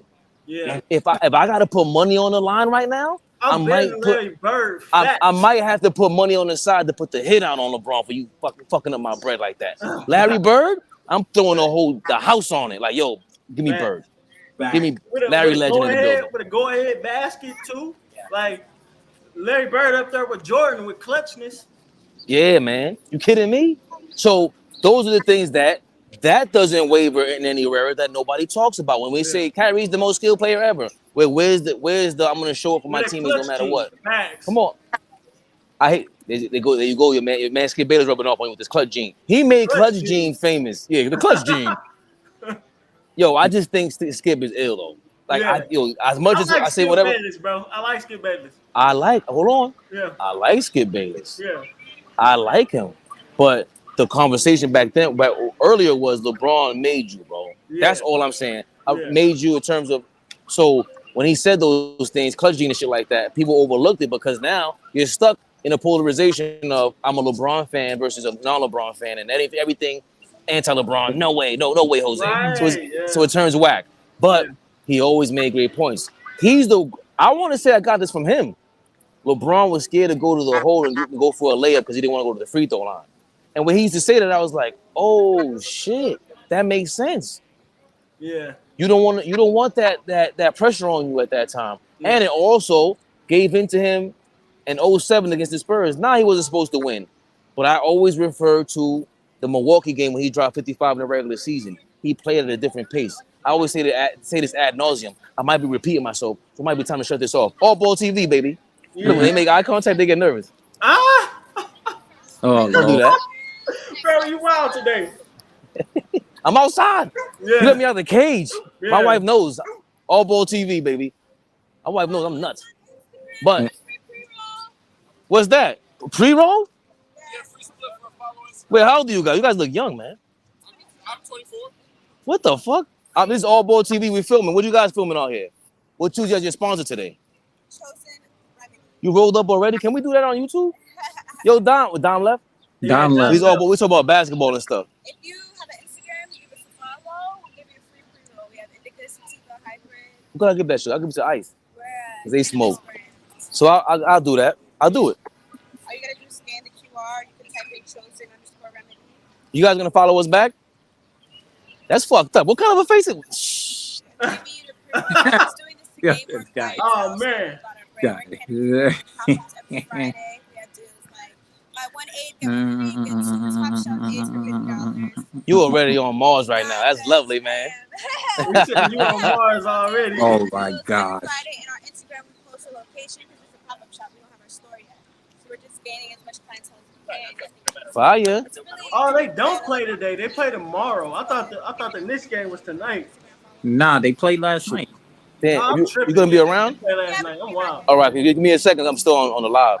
Appreciate it. What's it called? Chosen Remedy. Chosen Remedy. Everybody follow Chosen Remedy, man. You kidding me? Right. They're giving out pre-rolls out here. Yo, we gotta run. Rage, man, appreciate you. I'm out. Starting some rage. Yeah, you and Mel gotta go at it. I love it, but we just gotta simmer it down. Yeah, I love it. I know how what to a rating bonanza that would be. I don't want to take over your live, man. Oh no, that would be a raisin bananas. You gotta learn when you. That's why I told you it would be perfect with Twitter, because once you leave back there, the shit you'll lose an hour arguing with motherfuckers. So you don't want to do that. You want to just let them call you whatever kind of name. They're gonna call you every name in the book. Remember, you ain't gonna everybody gonna like you, man. Facts. They're not. Yeah. Like I be saying shit and I be saying like Zach was saying like you. Zach or anybody that played ball, they look at me as a fucking asshole. Like, you don't know what the fuck you're talking about. And I know that. But I still gotta have my audacity and I can't take it personal. Once I take it personal, the whole show fucks up, bro. Like I'm talking about the whole vibe. Fuck the show. The vibe is fucked up. So I'm just trying to listen, man. Oh my, I gotta get going. Hey, get up out of here. I gotta take advantage of these views. This is amazing. If you're on the New York City area, I'm not saying you gotta hang out with me. No, you gotta just hang out over here. I'm gonna hit y'all up for sure. If I'm going to come to New York City. It's not a matter of if, a matter of when. I'm gonna hit y'all up for sure. Nick Pillow said I need to get to New York expeditiously. The women do look better. I mean, it's just a mix of them over here. It's crazy. Facts. It's a melting pot. Facts. Every Queens is the most diverse. Queens is like the craziest place because it's just so spread out and it has real neighborhoods. Like Manhattan has the fake version of everything, the commercialized version. They have a little Koreatown. Nah, Queens got a real Koreatown, a real Chinatown. Okay. You already know, but so today's episode of All Ball TV. What's today? Wednesday? Thursday? Thursday. Yep, Thursday. So tomorrow we got another episode 2 o'clock. I'm definitely coming outside. It's gonna be 90 degrees. I'll pop on the live. I might come out of my drawers. You kidding me? Now you're bugging. Yeah, you wild. Turbo, we need 4,000. We need 4,000 more hours watched. Thank you, Zach, Dimedropper, Mel, Rockstar Mel. Who else is in here? Turbo. Nick Pillow in the building. Turbo, Jeezy. Almighty. Who's Almighty? Shout outs to everybody. Wait. Is that his name? Nah, Top Flight. Top Flight. Top Flight, yo, that's Jeezy. Yeah. Yeah, man. I appreciate you coming through, Jeezy. Salute. And tomorrow, 2 o'clock, man. I'm probably going live later on during the game, too. We got some hours in last night. Oh, yeah, because the Sixers, it looked like it might be over for the Celtics. Yep. It's game 5. Looked like it might be doomed for the Celtics. Yeah. This is game 5 or 6? Game 6. All Ball TV. It's game 6. All right. Yeah, I think they got the momentum. Yeah, the Sixers got the momentum. Philly got the momentum. Yeah. Thank y'all for giving me momentum today, man. Yeah. Tomorrow, 2 o'clock, All Ball TV. Well, we might be on a couple of hours. I'm here. Say less. All right, Peace. let's go. Like and subscribe.